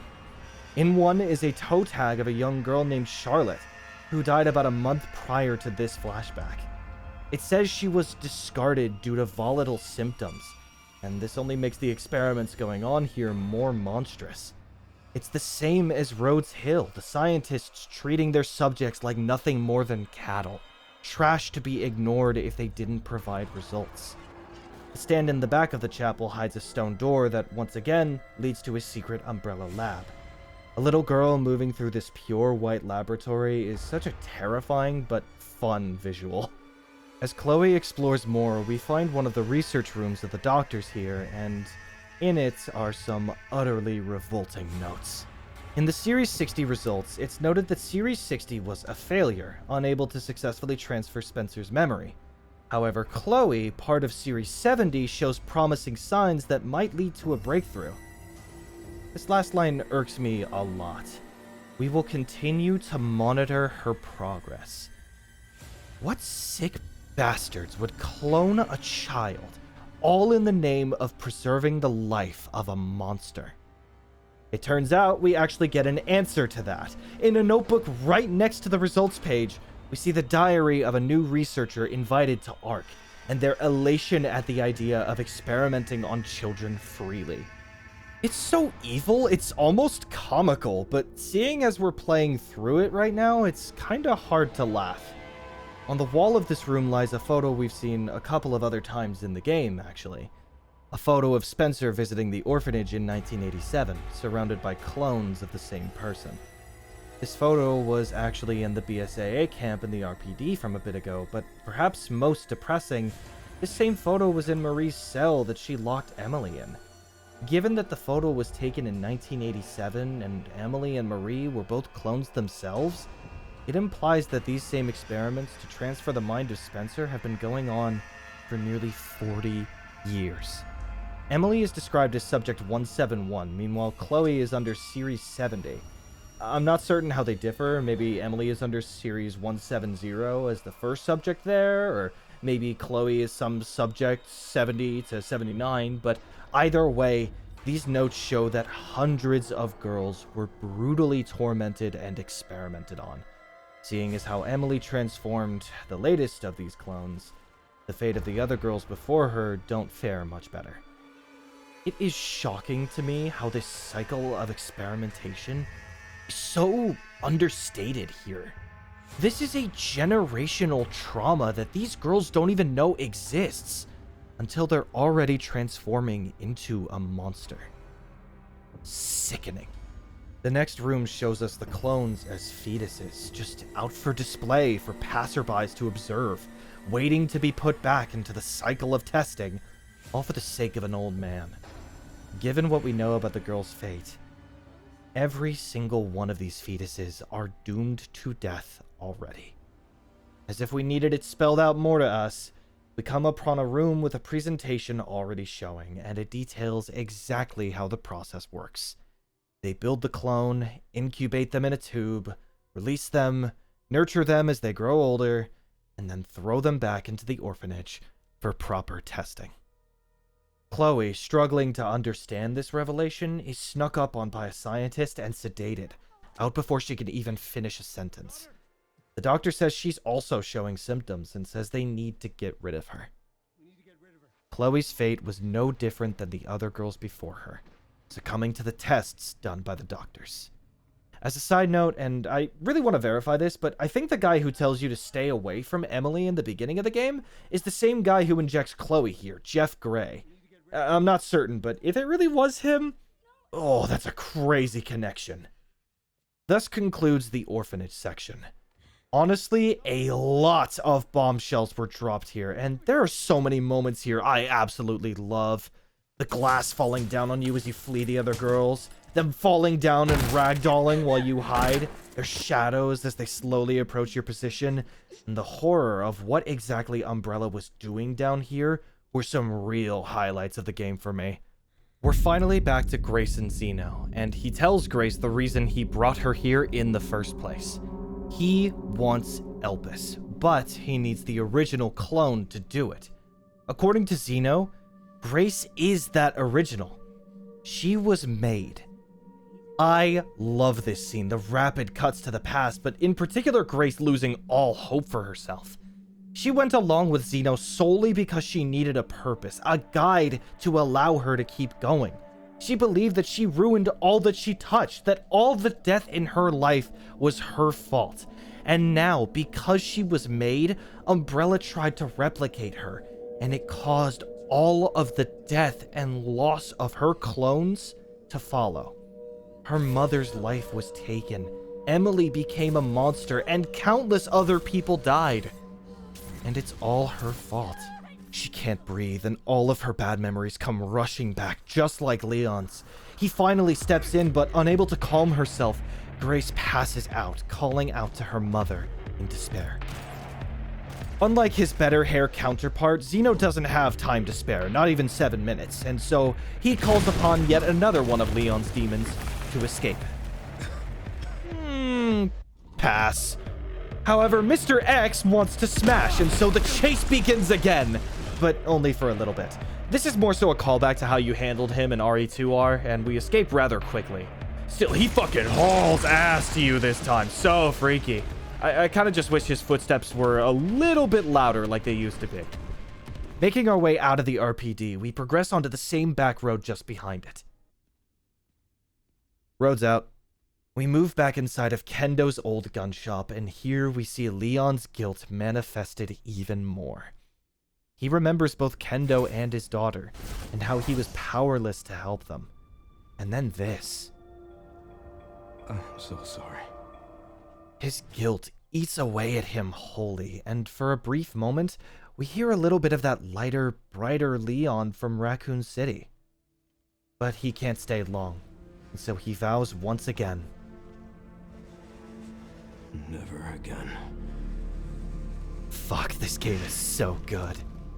We then have our final face-off with the Tyrant. Time to confront our demons head on. Fuck me. I mean, if you say so. No, but literally, this shit is so fucking hype. I couldn't save them. But I can stop bastards like you. Leon once again chooses to face off against the Tyrant, more determined than ever before. He's going to have to kill his demon to rise above it. Also, fun note, this Tyrant's mutation grows on its left arm, whereas the one in Resident Evil 2 Remake grew on the right. It's a literal mirror of his past. Fun symbolism. Throughout the fight, Leon constantly restates his will. Even when he gets his shit rocked, he still refuses to give up. This fight is hype as fuck and shows just how far Leon has come from before. He was unable to kill the Tyrant without Ada's help, and now he can do it all on his own. Also, car parry. Awesome fight. Having conquered his demon, Leon continues his descent below the earth to find Ark. There are some pretty cool sets here. The ruined orphanage, which has gained an even darker connotation in this game, a train dangling over a chasm, and most notably, the depths. We're forced to slowly rappel down into this mass, where we find an evolved version of Plant 42. Plant 43. Honestly, not much I can say about this section. It's fairly quick, dodging and carefully observing where potential plant threats may be, and by the end of it, you fight a giant plant in a pretty fun boss fight. Plant 43 guards the entrance to the Ark, and after finally trimming the weeds, we unearth the entrance to the final location of the game. Inside is a towering vault, and it must be hiding secrets from Umbrella's past. As we enter the Ark, the door slowly closes on us. No light will be following us inside.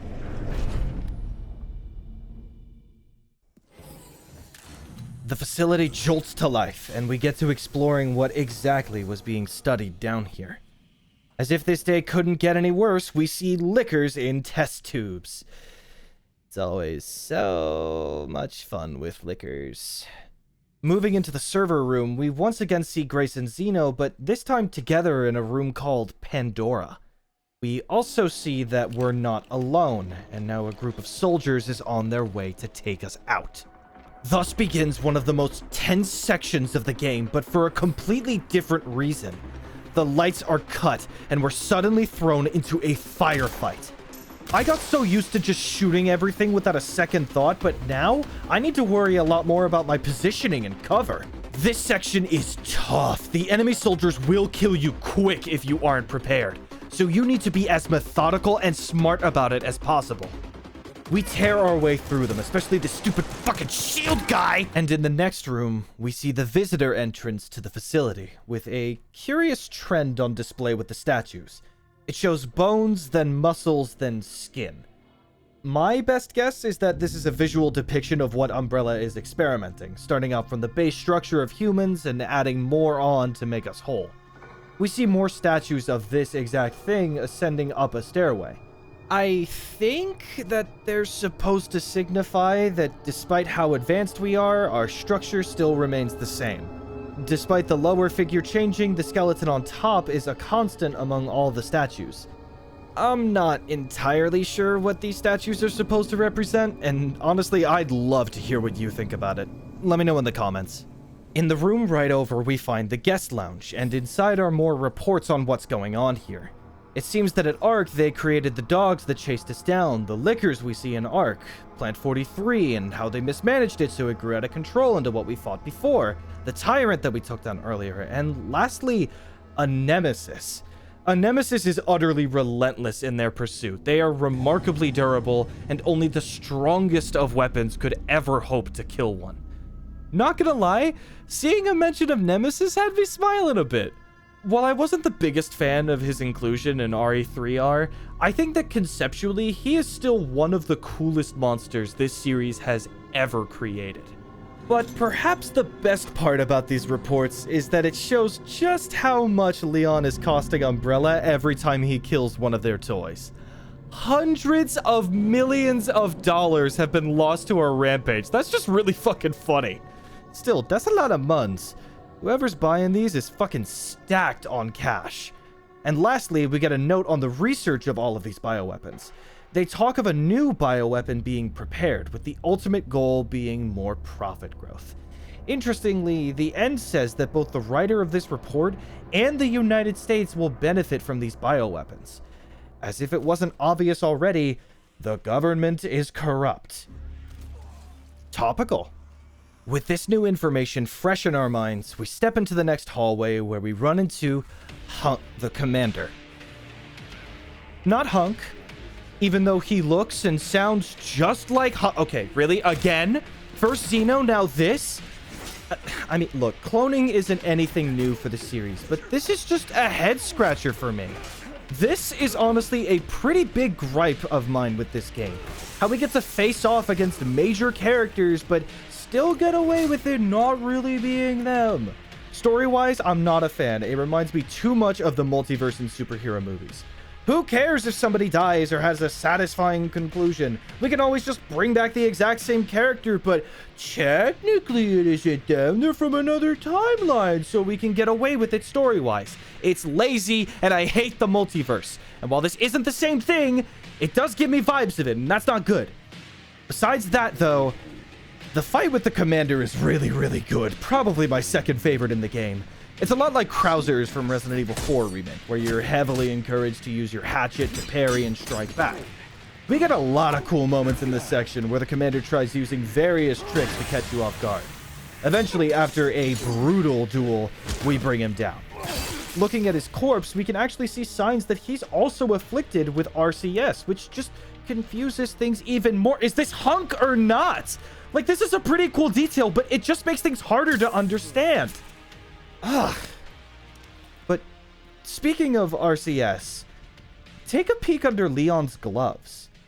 His infection is starting to spread out from underneath them.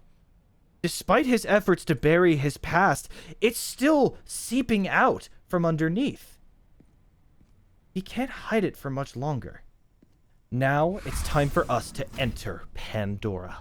Grace and Xeno discuss Elpis and its limitless power. And here's where Xeno says some insane shit. Grace, this is where we not that. Skip forward a bit. Skip forward a bit.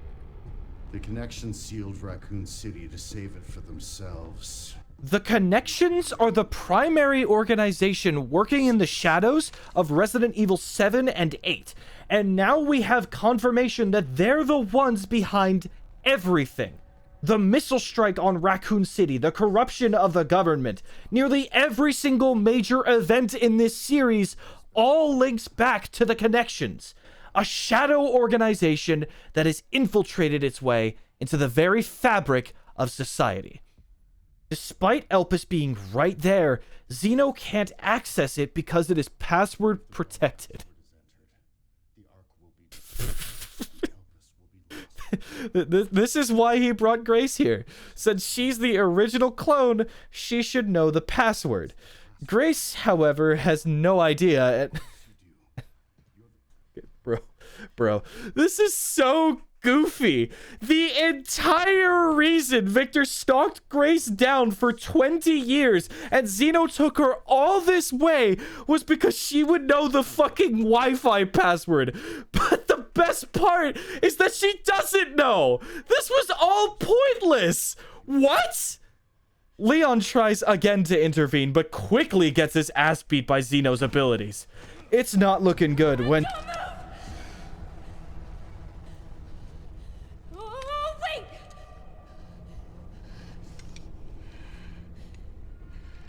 You still need me, right? Fucking excellent moment. Grace once again shows her cleverness while also showing off her guilt. She doesn't want to be responsible for Leon's death either. The distraction allows just enough time for the two of them to escape very dramatically. And finally, finally, we get to see more scenes with Grace and Leon together. Oh, there he goes. Leon, coughing up blood, shows that he's running out of time very fast. Now his infection is visible all over him, threatening to kill him. Having faced his past, he now wears his trauma on his body, out for everyone to see. What follows is probably my favorite scene in the entire game.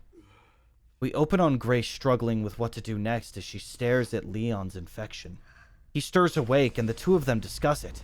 Those marks.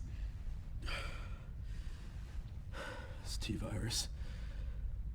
Stage 3 infection. If you're so sick, why would you come here? If Leon's trauma burdens him so much, why would he willingly dive back into it? He struggles to answer that for a bit, but replies, This place. Raccoon City was where it all began for me. With the old motif playing, Leon becomes the most vulnerable we have ever seen him. He begins to break, the guilt eating him up. As it does, Couldn't make a difference. So I'm here now. I could have sworn I heard his voice regress a bit, back to that same rookie cop again. And I love that last line delivery. So I'm here now. It starts high, much like his past, and ends low, like his present. His determination is here, but he can't hide behind just willpower anymore. Grace, still shaken, thinks that stopping Zeno is hopeless, but Leon just won't give up, and he elects to finally destroy Elpis. No one should have the kind of power it provides. And then... I don't want any more regrets. Whatever it takes, count me in. That's nearly the exact same thing Leon said to Ada in Resident Evil 2. Whatever it takes to save this city. Count me in. When he turns around, he sees a spitting image of his old self in Grace. And this look of hers is so fucking powerful. She doesn't want any more regrets, and so even if she's scared, if Leon is charging into that danger, Grace is not going to let her inaction end up with him dead too. She's mimicking his determination. And in response... If anything happens to me, you promise you'll end this. I promise. Fuck, this game is so good. It's weird seeing Leon walk around as somebody else after playing as him for so long, but finally, we are back to playing as Grace. I missed her gameplay a lot by this point, and so finally getting to play as her again, it hits every single time. Unfortunately, the two need to split up basically immediately, and so it is that Leon gives us the Joel Miller special of boosting us up to a higher place. Wow, Grace. I guess that was the last of him. Once I go down, there's no getting back up. That's a fun line. Grace acknowledges the danger she'll be putting herself in, but jumps down anyway. It's a show of how her confidence has really grown over the course of the game. Anyways, we progress into the primary lab of Ark and stumble upon... Ugh, not again. These moments against Lickers feel a lot more tense in first person, as Grace is forced to carefully watch her step and sneak back to Leon. Not much to note here. I just like how different this setting is compared to Rhodes Hill. It feels much more open and incredibly jarring after coming off of the compactness of the care center. Grace makes her way back to Leon. All right. I'm not dead yet. Love that line, and opens up a path for him, with a primary objective now in sight for her. She'll need to make her way into the archives of Ark to meet back up with him, and to do that, we have a new toy to play with. Acid, my beloved. Overall, this area feels like you're upgrading yourself as Grace. Before, you were running scared and barely had any means to defend yourself, and what little you did have was very limited. Now, Grace has more tools than ever to make her way past multiple enemies in her way. It feels like you've leveled up in a sense, and it's also now that you'll notice that Grace's hands don't shake anymore when holding up her gun to aim. Excellent attention to detail. Some fun things to note here. We see that the Ark's AI, Noah, fails to reboot. I really hope this was Capcom's way of saying AI is trash, because it is. Fuck AI. We also find a transcript of the 51st Assembly with Zeno and the State. Now, I'm no super genius, but perhaps the State is some form of governmental body in the United States. The United States is and always will be at the center of the world. You know, this line is funny to me solely because it sounds like something our current day government would say. Oh, maybe this isn't actually that funny. This hits a little too close to home. And lastly, I haven't mentioned it up to now, but sometimes the blood collector has Grace stab whatever she killed directly in the dick, like... Bro, you got a fat ass, let me harvest some blood from that. After some hassle, Grace finally makes it to the archives. Wink. The room is huge, with Grace's face obvious on the screen in front of us. But if we look over to the side, we can find another transcript, this time of the first assembly. The defense is probably the Department of Defense, and given that they were communicating with Ark around the time of Raccoon City, it's once again made clear as day that the government has known about this and been involved with this for decades. Despite lacking presidential authorization to send the missile, KD influences them with the promise that Spencer will be blamed for it, and that the organization is involved. From everything we've learned so far, the organization has to be the connections. KD ends this transcript saying that all of Umbrella's assets will be seized and they can gain more power. This transcript doesn't give us much information we couldn't already infer, but what I was curious about was who KD was. No one in the game has those initials, and so I tried looking it up. From what little there is, the assumption is that KD is someone named Kevin Dooley, an Alpha Stars pilot seen in Resident Evil 0, but I don't know, it could be Kevin Dooley or it could be Calbert Dwesker for all we know. Anyways, here is where everything in this story has been pointing us towards. Investigating the big computer, Grace realizes she has a matching disc to the one already inside it. The one from her mother's bag from the Renwood Hotel. Inserting it, we finally learn what Alyssa was hiding for all these years.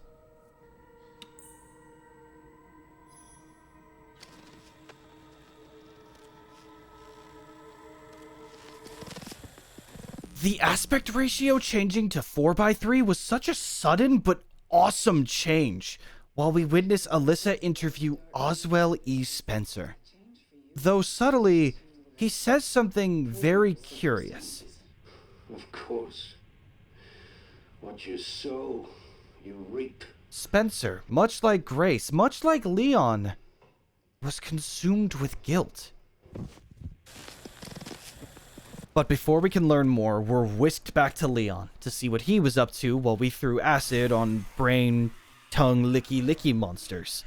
Sherry comments that Leon's body can't take much more, but he once again chooses the wrong thing.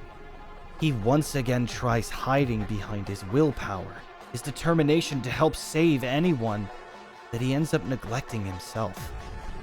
Remember what I said a while back about Leon deciding to hide his trauma and guilt for the sake of saving others? Despite facing his demons, despite diving back into where it all began for him, and despite seeing his younger self in Grace, when it came down to it, he still fell back on his usual tactics, burying it away. He is literally covered with reminders of his past, his infection, but yet he refuses to accept it. He stumbles around and breathes heavier. His voice is strained and slow. Every movement causes pain, but he still chooses to carry so many burdens. He becomes nearly incapacitated when we play as him, the infection threatening his life, but he still keeps moving forward, determined to never let his past happen again. While his strength in the face of impending death is inspiring, his choice to carry on the way he is only prolongs his suffering. This whole time, Leon's tried to ignore his pain, his past, everything. And now, it isn't working.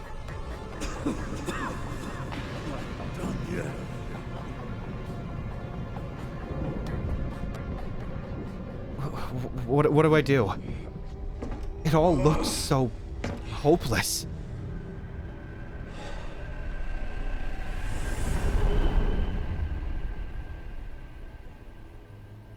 Requiem is a song for the dead. A way to honor them and their memory. I had hoped that I wouldn't join them, but I have to save.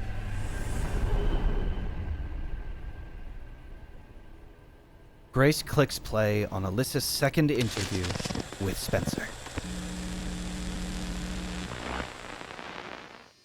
What kind of legacy do you want to leave behind? My research opened Pandora's box, unleashing disaster upon the world. Except Elpis, the goddess of hope? Or so the myth goes. A blind hope. What do you mean? Humans cannot predict when death will come for them. This is why they have hope. I was wrong, and I am plagued by guilt.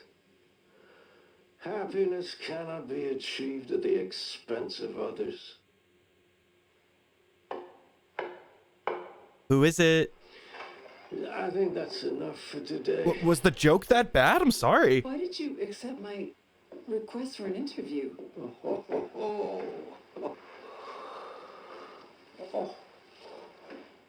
Who is that? Is that one of your subjects? Of course not. She was alone in the world. I took her in to make amends. Is she perfectly normal? Just an average child needing a home. She is my hope. Aren't you beautiful? Would you like to hold her? Okay. Sorry to ruin the really heartwarming moment, but like, Alyssa's shot composition kind of sucks ass. Like, Spencer should be facing the camera, right? Not outside the fucking Stanley Parable bright ass window where it's nothing but white outside. Must hurt his eyes. She's adorable. What's her name? Grace. Grace. Amazing Grace. Is there anything else you'd like to tell me? I've said my piece. I only hope it serves as a requiem for those who have passed.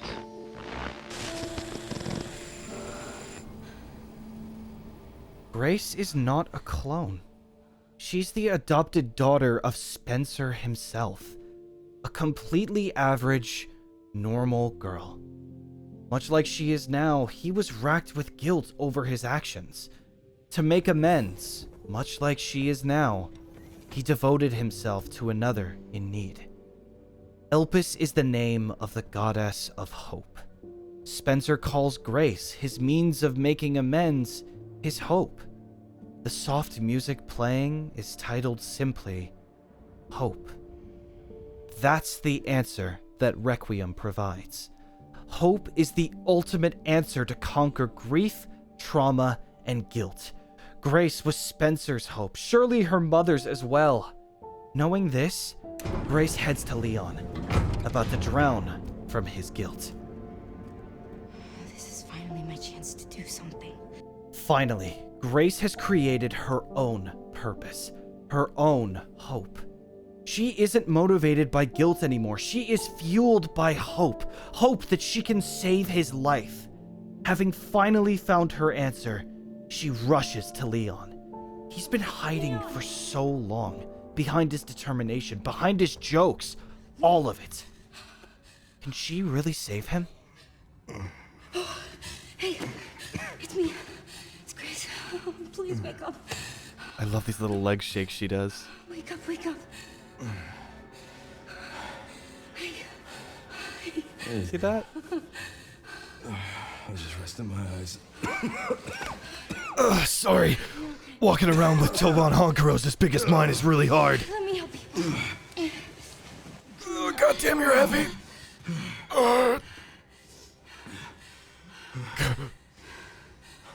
Let's do this. Okay. It's so fucking hype. Oh. Your fit sucks. 4 out of 10. Let's try. Takes whatever it takes. I can buy you some time. No. No, I have an idea. I trust you.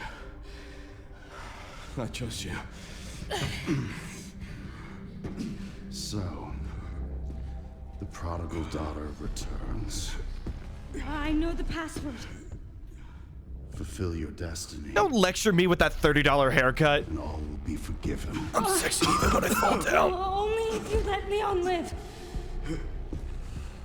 Very well. Hey, can you stop smoking indoors? Thanks.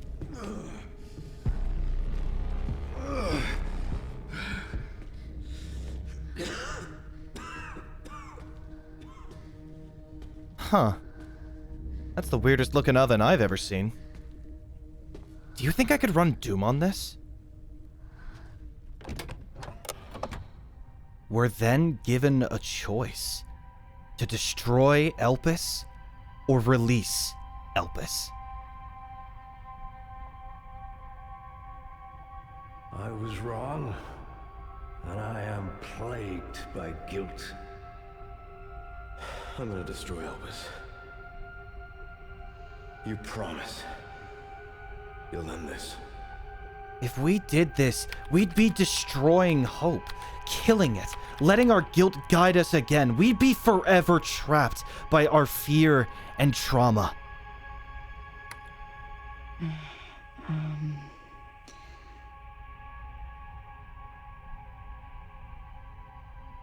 Please know that you are my hope. She is my hope. A blind hope. Okay. If we did this, we'd be releasing hope, spreading it, forging a path ahead. This is it. We'd be saving everyone still held down by their grief. Zeno was wrong about Grace being a clone. Perhaps he was wrong about Elpis too. Hope is not born from light. It is born from facing the darkness.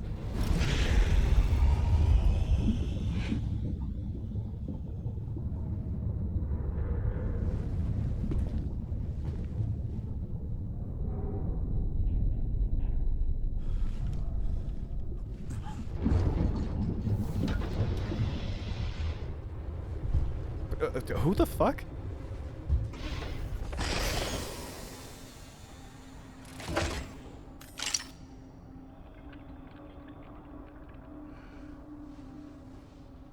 What are you doing, Grace?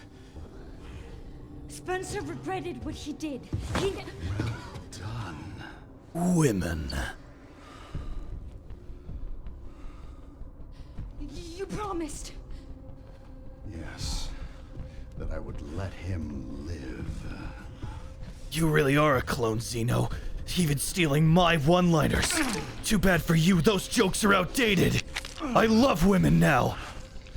Mr. Kennedy, I give you the honor of experiencing my power firsthand. I'm not sure Elpis is what you think it is. There's nothing special about me. I was never any key. Spencer wanted to make amends. But you released Elpis. What is it? Your mom! Tell me! I told you! Oh, sorry! Leon! Why? My power! Elpis is Spencer's atonement. It's an antiviral. Wait, for real? Oh.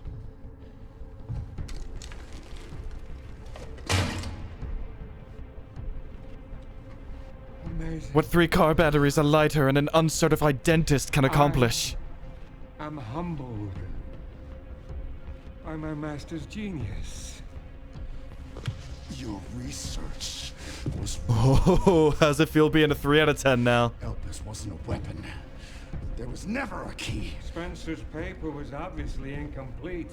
There was no connection between Grace and Emily. Do you know how much time and money I wasted on this? Don't you see the genius? With Elpis, all virus-based weapons are useless. The world order would be thrown into chaos. Control! Sorry. We wanted a weapon. Instead, Spencer gave us anarchy. I love that delivery. I will carry his torch and bring his vision to life. You? You and Spencer were a means to an end. Yet he outwitted you all. Spencer defied us and paid the price with his life. He was nothing. You are nothing but an imitation. Is that it? The connections is done with you. Oh, what? What the fuck? We can't let him have it. Oh, no! We'll make a rug out of you yet, Zeno. Your ignorance is staggering. It's a cure.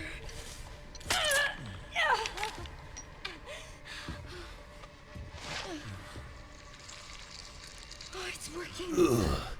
So this is why I should stay vaccinated. Wait, did his glove just come back on? No.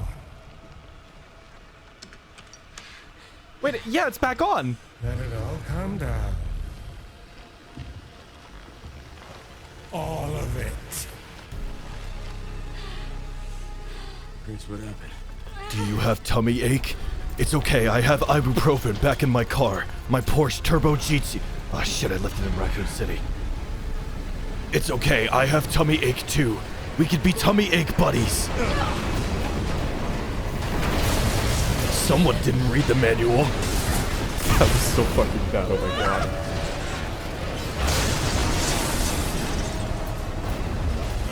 It's gonna go! No, really? Grab something! Injected with hope, Leon moves better. He can handle falls that would bring him to his knees before.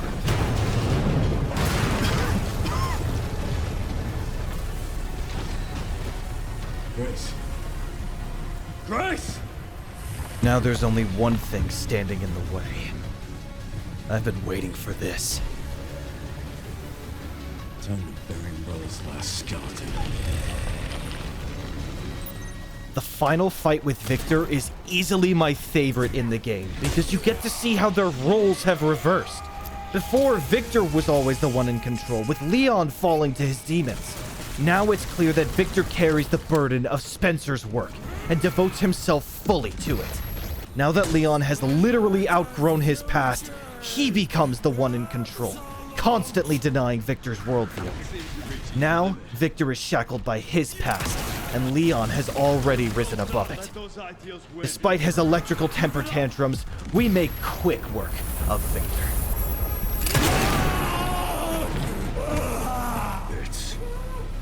Quick, Victor, say as many vowels in one sound as you can. There you go.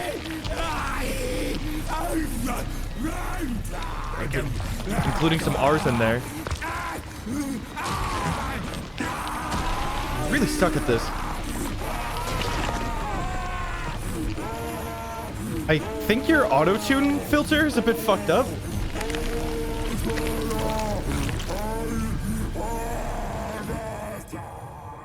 That's not how old MacDonald goes. E-I-E-I-O. Good riddance.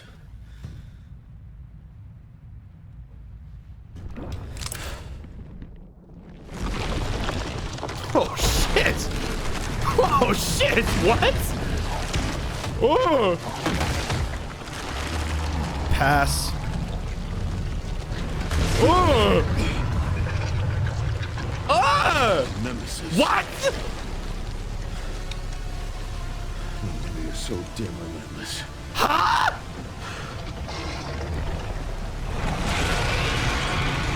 I said pass before, but like...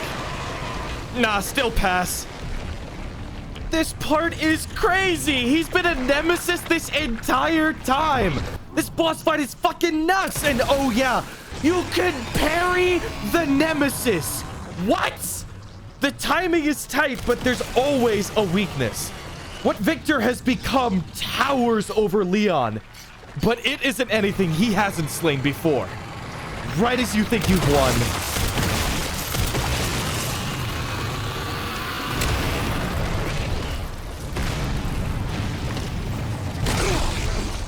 Ugh, no need to be so handsy.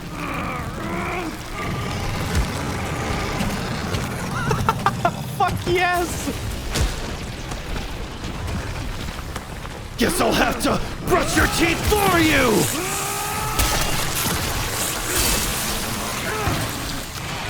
You fucking broke my mouth testicle!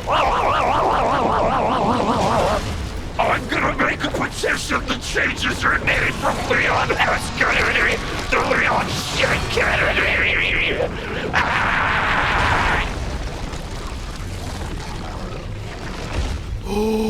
Oh my god.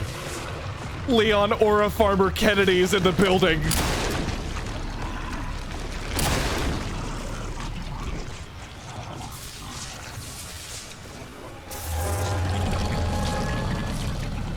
This time, you ain't getting back up.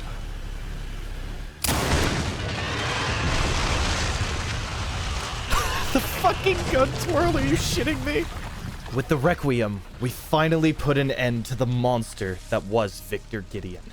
A Requiem. How poetic. With him dead, now all we need to do is find Grace and get the hell out of here. Grace. Grace, where are you? Sherry. Sherry, come in. Sherry. Shit. Grace! Grace, hang on. Grace has the same wound as Emily's, a mark on her stomach. But thankfully, Grace. she isn't dead yet.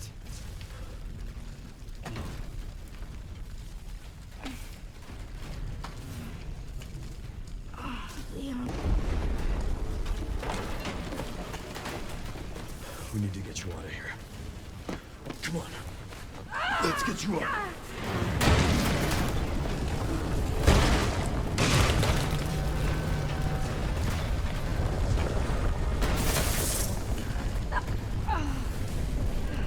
Despite the chaos of Ark falling apart around them, there's a somber silence between the two of them.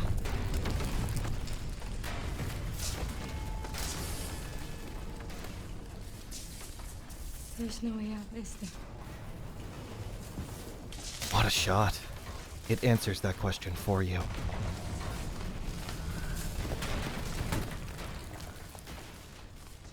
Well, I'm not gonna leave your side.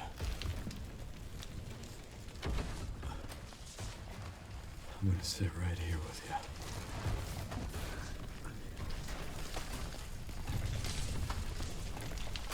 Despite their struggle, despite their success with overcoming their guilt, there's no way out.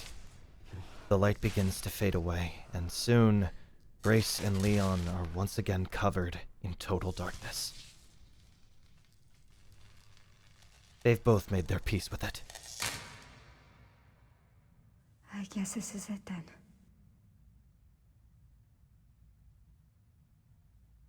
But of course, no Resident Evil game can end on such a sour note. The Hound Wolf Squad from Resident Evil 8 repels into the darkness. Not gonna lie, this was hype as fuck when I realized it was them. They rescue the pair, and also sequel bait the shit out of us. I have a message from Captain Redfield. He says you need to continue the Redfield bloodline. The nightmare is finally over, and now the authorities are handling the cleanup. Leon reflects how he feels better than he has in ages. Physically from the antiviral Elpis, but mentally, he's more ready to create a better world than ever before. But before he leaves, he checks in with the true savior of this mission. It's over then. Yeah. Opus really was our last hope. Oh, let's pray Umbrella hasn't left us any more nasty surprises. You sequel baiting bitch. I wish we could have saved Emily. Grace. I didn't hit any of her vitals. Huh? She could still be alive. Bullshit! What are you saying? Bullshit! Maybe we can save her. Really?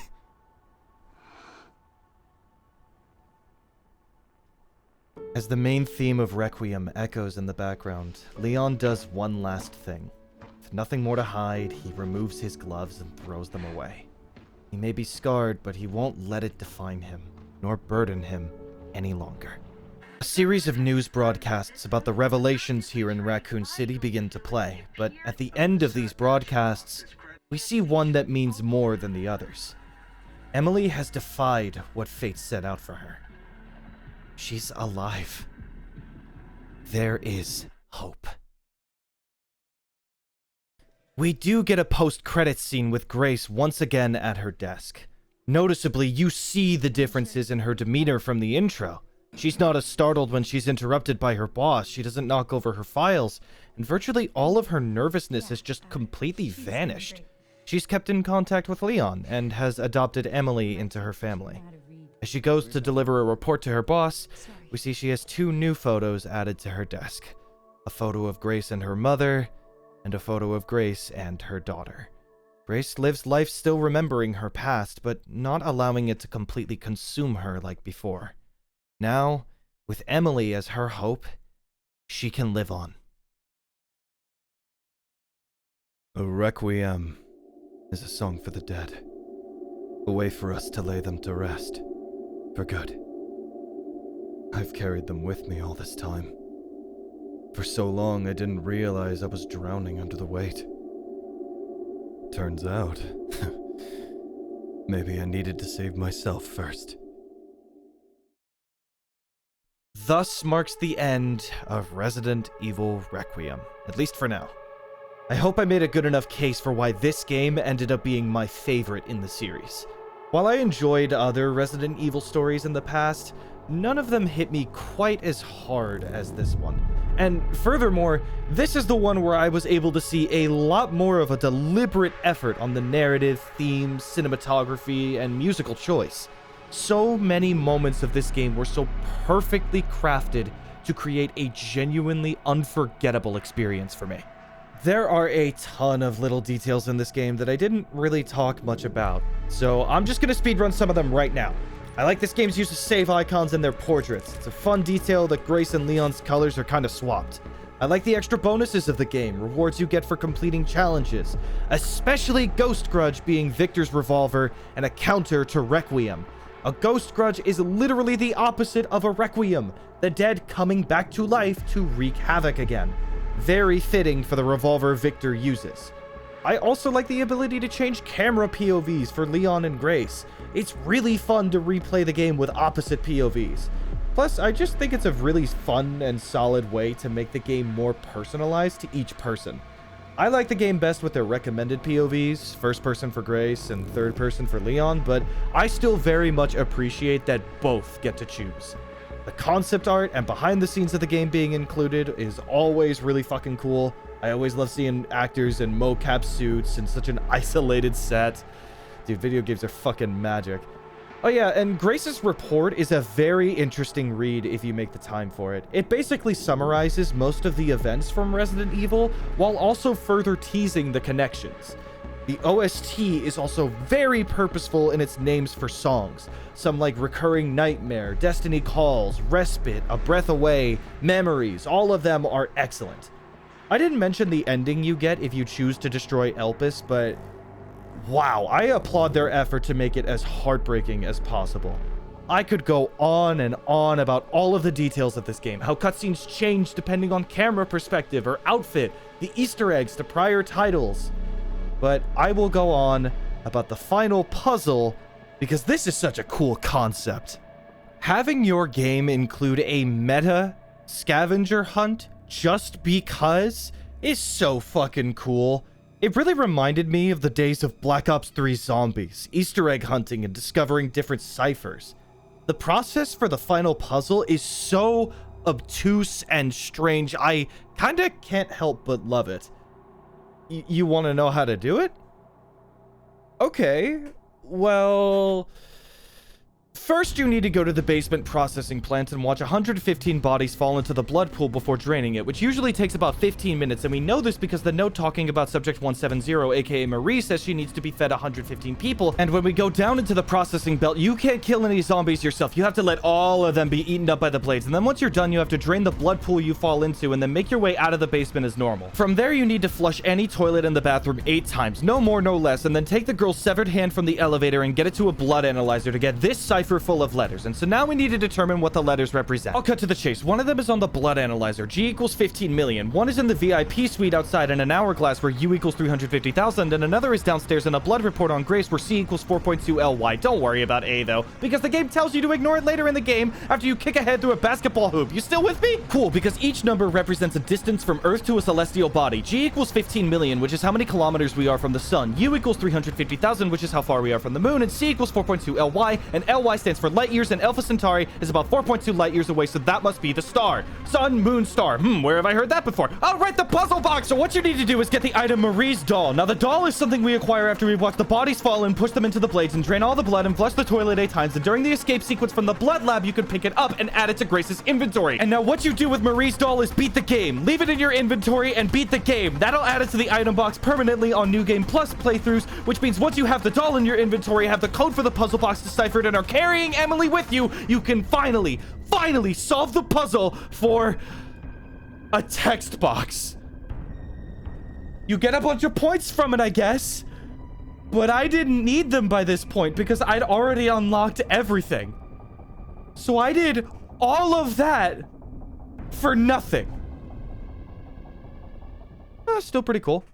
I loved both characters' stories and their similarities and their differences.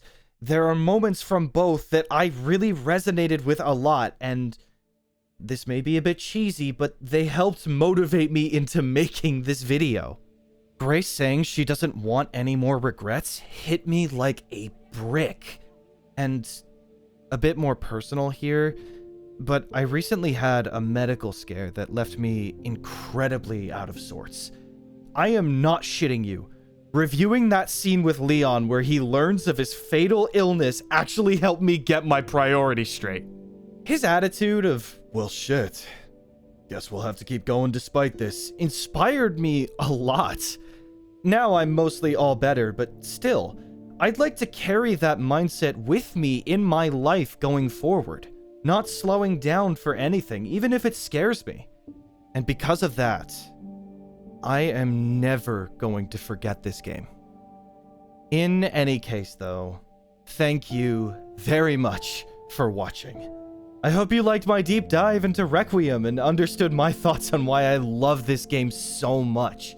Tell me what you think. I'd love to start a discussion on this game.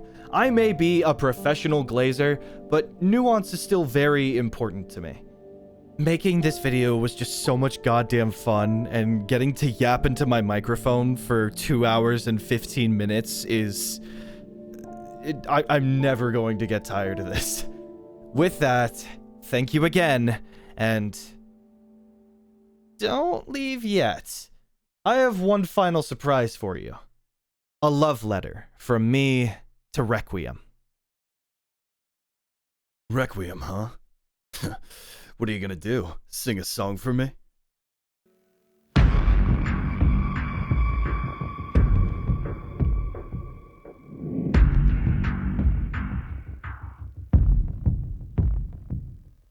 Cold rain seeps to my soul. Old wounds I can't forget. Night steals away my sight. Screams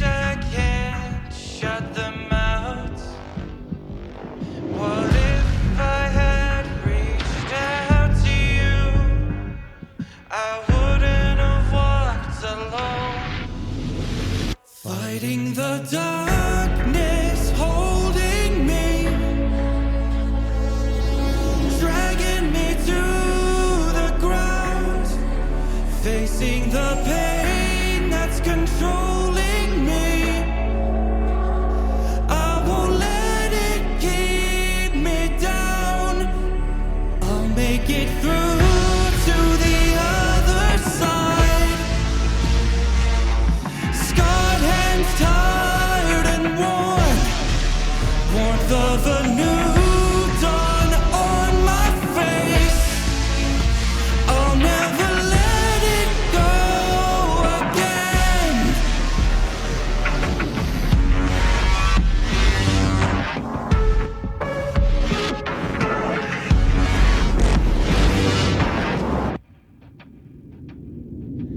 Cold rain sleeps to my soul.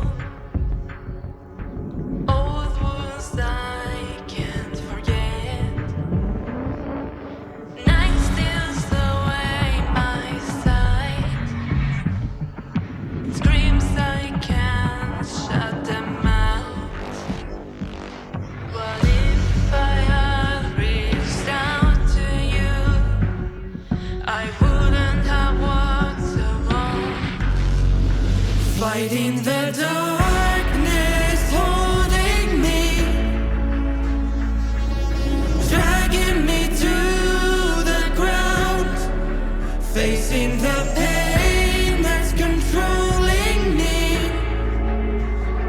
I won't let it keep me down. I'll make it through